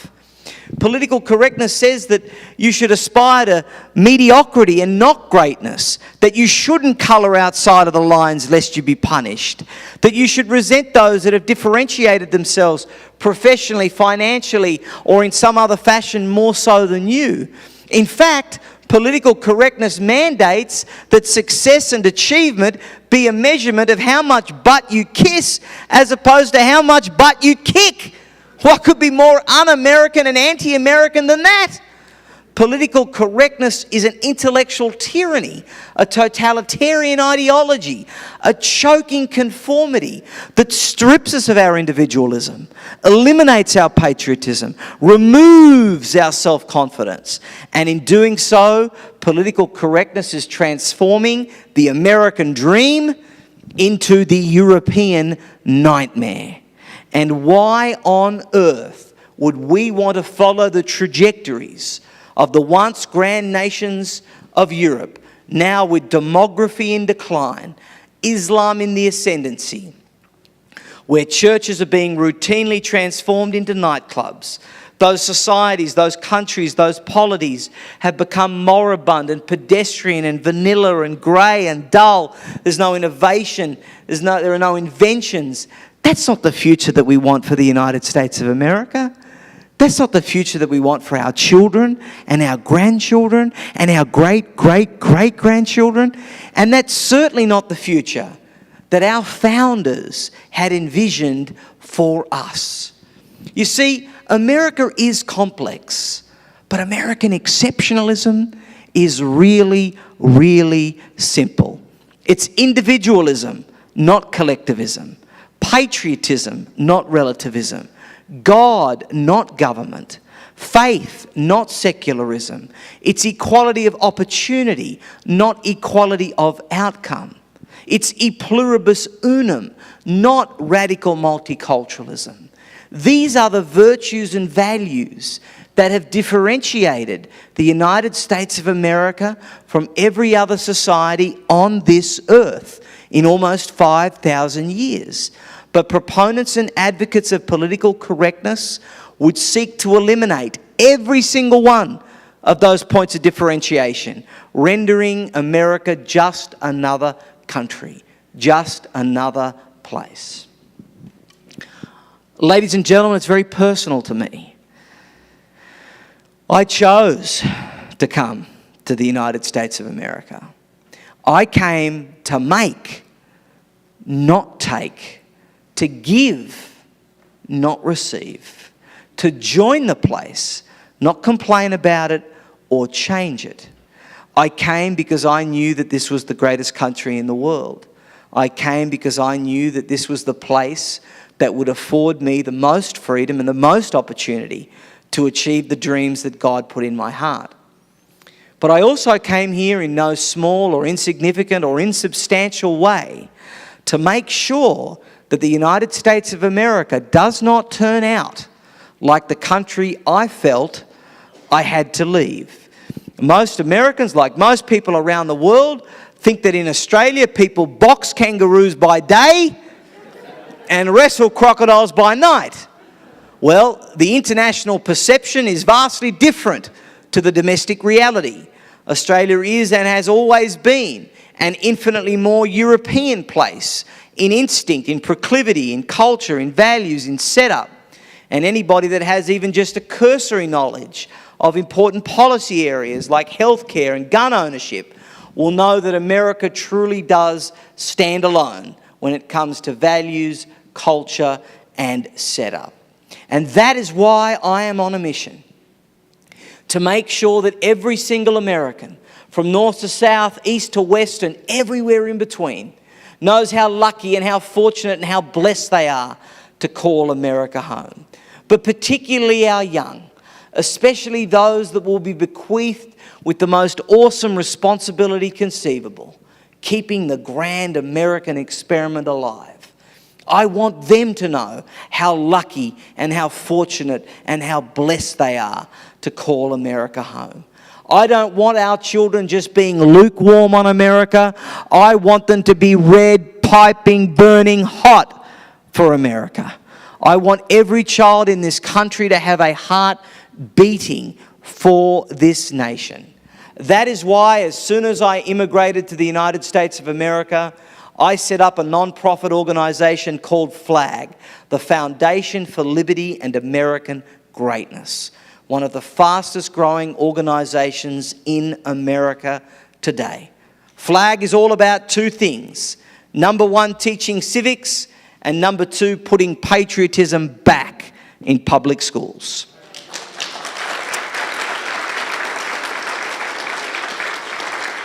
We do it three ways. Number one, through classroom visits. Number two, through the creation and distribution of kid-friendly resources relating to the founding documents. And number three, by teaching teachers how to teach civics the way that it used to be taught to all of you. In 2016, I went into 42 different public schools in 13 different states. And I knew that what I would discover was going to be bad. But nothing could possibly have prepared me for just how bad. I discovered that today's young Americans, in many cases, do not even have a basic knowledge or appreciation of the three founding documents: the United States Constitution, the Declaration of Independence, or the Federalist Papers. So, FLAG decided to do something about it. We teamed up with interns from the late Justice Antonin Scalia's office, and we got the United States Constitution into plain, simple, easy to understand English that even a fifth grader can comprehend. We launched it live on Fox News with a special 3-hour event on the Fox News Plaza on Constitution Day. This resource has been a rocket ship for us. On the heels of the stunning success of the Students' Constitution, we did the same thing with the Students' Declaration of Independence, students' selected readings of the Federalist Papers, and our most recent resource, and I'm sure you'll agree, a very timely and important one, the Citizen's Guide to the Electoral College. I am so proud to be able to tell you that we have at least one of those four resources now in the hands of more than 750,000 public school students in all 50 states. And our resources are so popular, we get testimonials from public school teachers in California and Illinois and New Jersey. In addition to that, we have our FLAG Schools Pledge, where we get schools to commit to doing three very simple things. Number one, display an American flag in every classroom. Number two, recite the Pledge of Allegiance every day. And number three, sing the national anthem before all major sporting events. And I am proud to tell you that as of last Friday afternoon, we have 4,754 schools signed up to that commitment nationwide.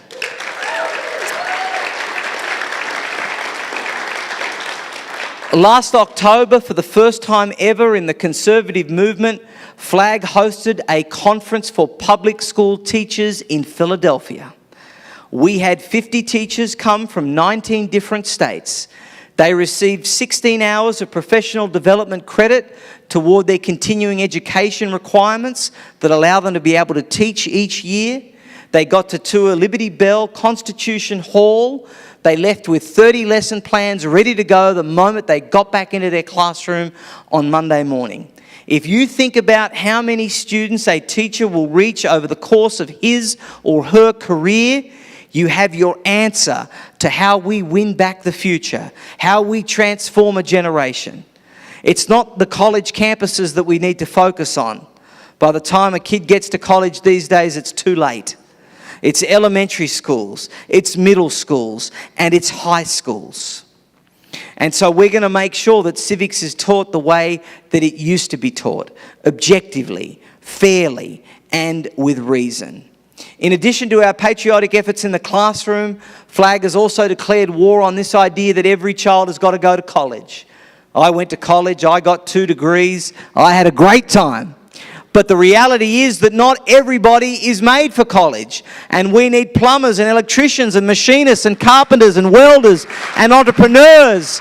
And there are some really good reasons that we do not want our children going to college unless they are tailor-made for it. Number one, we want them to avoid the almost inevitable liberal indoctrination that awaits them on any college campus. Number two, we don't want them graduating up to their eyeballs saddled in debt. Number three, we want to virtually guarantee them a job. And number four, and most attractive of all, we want to give the maximum amount of young Americans the chance to one day go and do the most American thing of all: start their own business, employ people, create wealth. So let me close with this. America, in just a couple of days' time, will celebrate her 244th birthday. It is a time for incredible celebration. But I would also submit a time for sober and somber contemplation. Because if you go and ask any historian worth their salt how long great nations tend to last, they'll tell you somewhere between 230 and 270 years. And that, my friends, puts America right in the kill zone. To make matters worse, the enemies of the United States are no longer only foreign, they're also domestic. There are people within America rooting for America's failure. So the fight, the battle, the war, the struggle that we are going to have to embark on is going to be worse than any that we have been through before. It's going to require us to summon every ounce of patriotism from the soles of our feet to the tops of our heads. But I'm hopeful. I'm hopeful. Alexis de Tocqueville, the famous French nobleman who came out here in the 18th century, famously observed in his sociological masterpiece, Democracy in America, that the true genius of Americans lay in their ability to repair their faults. He noted the uncanny propensity of these people to recorrect a cultural trajectory. Sir Winston Churchill, the subject of my most recent book, a comparison between him and President Trump. Sir Winston Churchill once affectionately jibed that America always does the right thing after exhausting every other option. And here I stand before you today as a third outsider, telling you that I identify the same boomerang spirit, the same resilience in the American psyche. Let me tell you something that you already know, but you need to hear again. For the last 60 years, there has been a culture war raging in this country. But only one side has been fighting it. They've done it with violence, the threat of violence, lies, and the hostile takeovers of universities. They are dedicated to nothing less than our annihilation. And in the pursuit of that goal, they are governed only by two things: the rules of Saul Alinsky and the Chicago mob. While this culture war has raged, we conservatives, we hard-working, everyday, regular, ordinary Americans have been busy paying off our mortgages, growing our businesses, saving up our money to send our children off to college. And we have consistently and constantly and continually sought the high ground and elevated things like collegiality and propriety and dignity, to the point now where we wake up in the morning and we almost choke on our bacon and eggs because we cannot believe what our eyes are seeing. The local high school is changing its name. The statue that's been outside the courthouse forever is now being designated for removal. The elementary school 2 counties away has officially changed the school calendar to read from Columbus Day to Indigenous Peoples Day. Day in and day out, there is a relentless assault on American values, a relentless assault on all of the things that you and I know and love, and it is for 2 reasons. Number 1, all of the cultural institutions that shape and generate our culture are in the hands of people that want to fundamentally transform America. Their words, not mine. They don't love America the way that you and I love America. They don't love the things about America that you and I love about America. They want to turn America into something that it has never been, something that it isn't, and quite frankly, something that it should never be. The second reason is what I call the passion gap. And it's always hard to say this publicly, but the only way that we're going to have a chance of winning this fight is by being brutally candid with ourselves. So here it is. For the last 60 years, the left in this country have wanted to destroy America more than we have wanted to protect it. For the last 60 years, the left in this country have wanted to destroy America more than we have wanted to protect it. And ultimately, what this boils down to is no different to a street fight. It's going to come down to who wants it the most. And until we can match them in intensity, in passion, and in strategy, we are going to continue to lose all of the things that we know and love. This is a war that we did not start, but it is a war that we will finish. This is a war that we did not invite, but this is a war that we will gladly attend. Because as it turns out, this right here where you sit and I stand is freedom's Colosseum. The rest of the world is too far gone. Freedom will live or freedom will perish right here on this soil. And the pages of the history books yet to be written will reflect the actions that we determined to take. Did we invest in the next generation of Americans? Did we go and speak to our neighbours, speak to our relatives, pull our fellow congregants out of the pews and into the voting booths? Did we continue to be bullied and silenced and harassed by political correctness? Or did we punch the bully in the nose and relegate it right where it belongs, on the dusty bottom bookshelf of some third-rate library in the middle of nowhere? These are the questions whose answers will determine what happens. But I want you to have hope. Because by virtue of the work that I do, I'm in a different city almost every day. And I want you to know that there are gallant patriots exactly like you in unlikely places, fighting so hard for our values, fighting so strongly for our mission, fighting so vigorously for our children. And that is what gives me hope. This is something that we can do.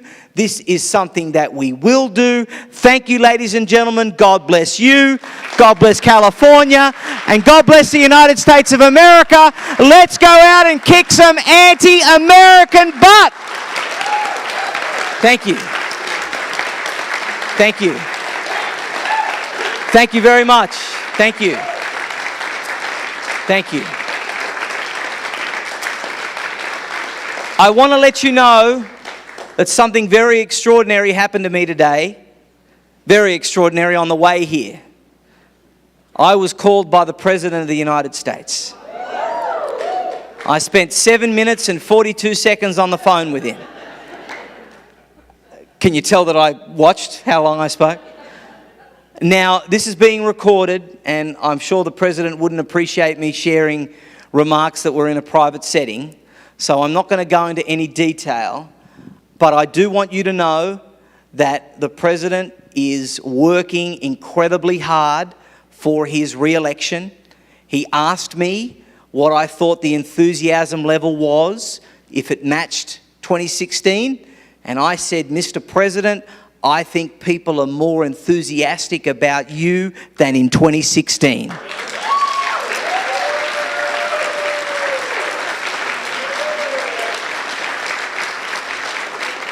This is a president who loves this country so much, who has sacrificed so much, who endures so much, because he loves the everyday people of America. He doesn't turn his nose up at us.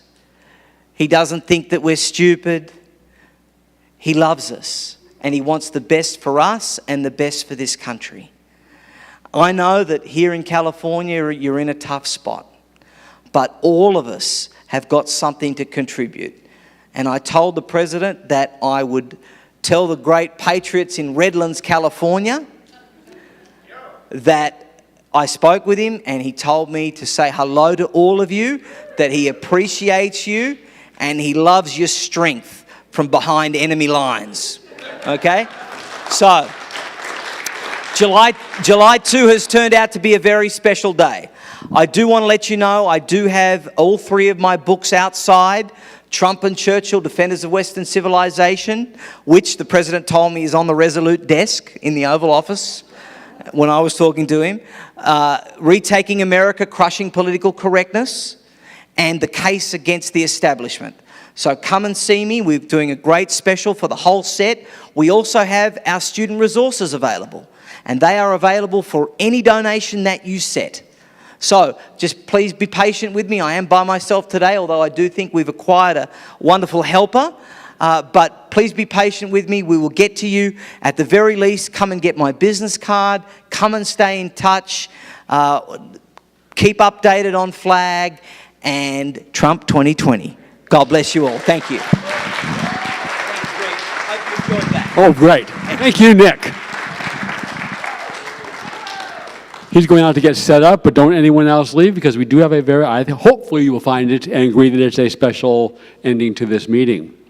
Once again, a reminder that the firearms training class will be here on July 20th with Phil. And if you want to, we're asking for RSVPs, and you can see Carolyn, that's at Car Hayes at Yahoo, or her number's on this little flyer here. So please let us know if you're planning to attend.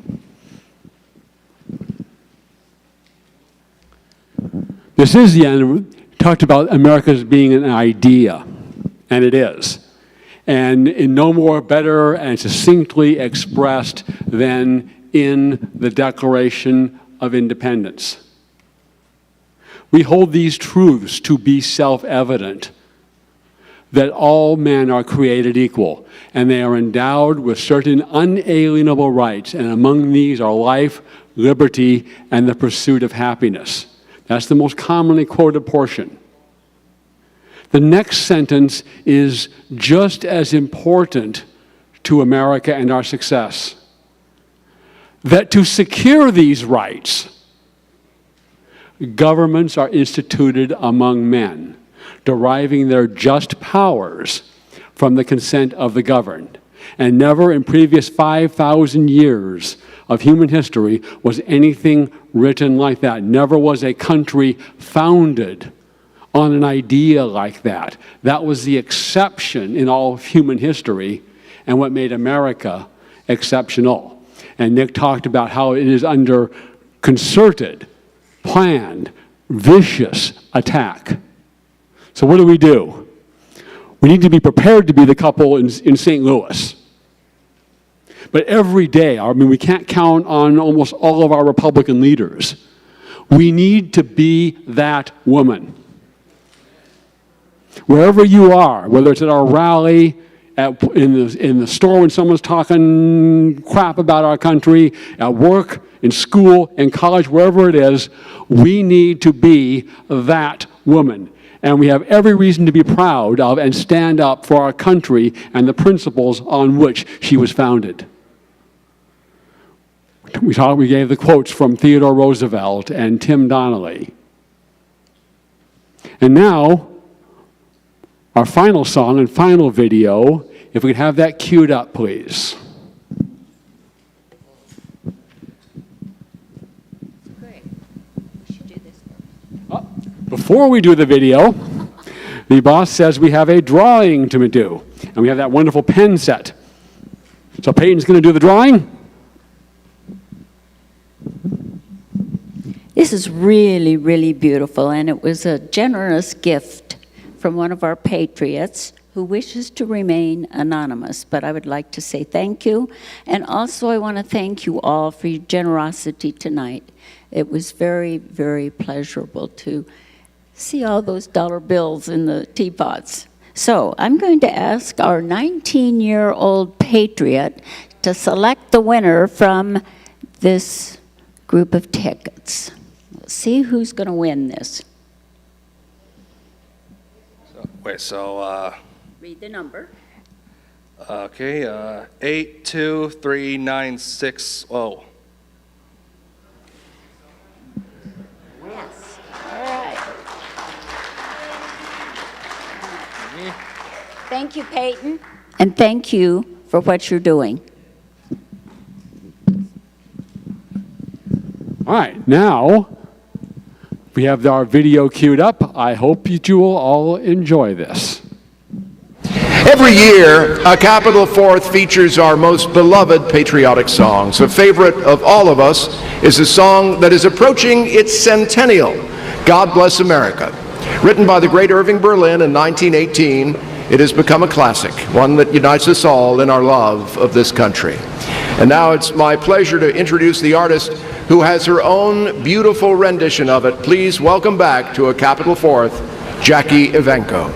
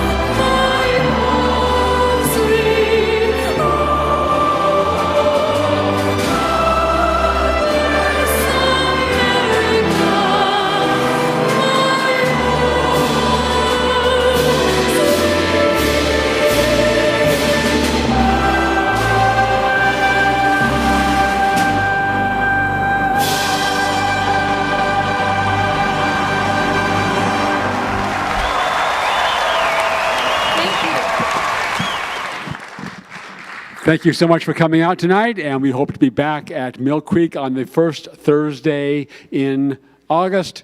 And then we have our gun safety class coming up. And with that, thank you all for coming out, and go see Nick's book table and get some of his books.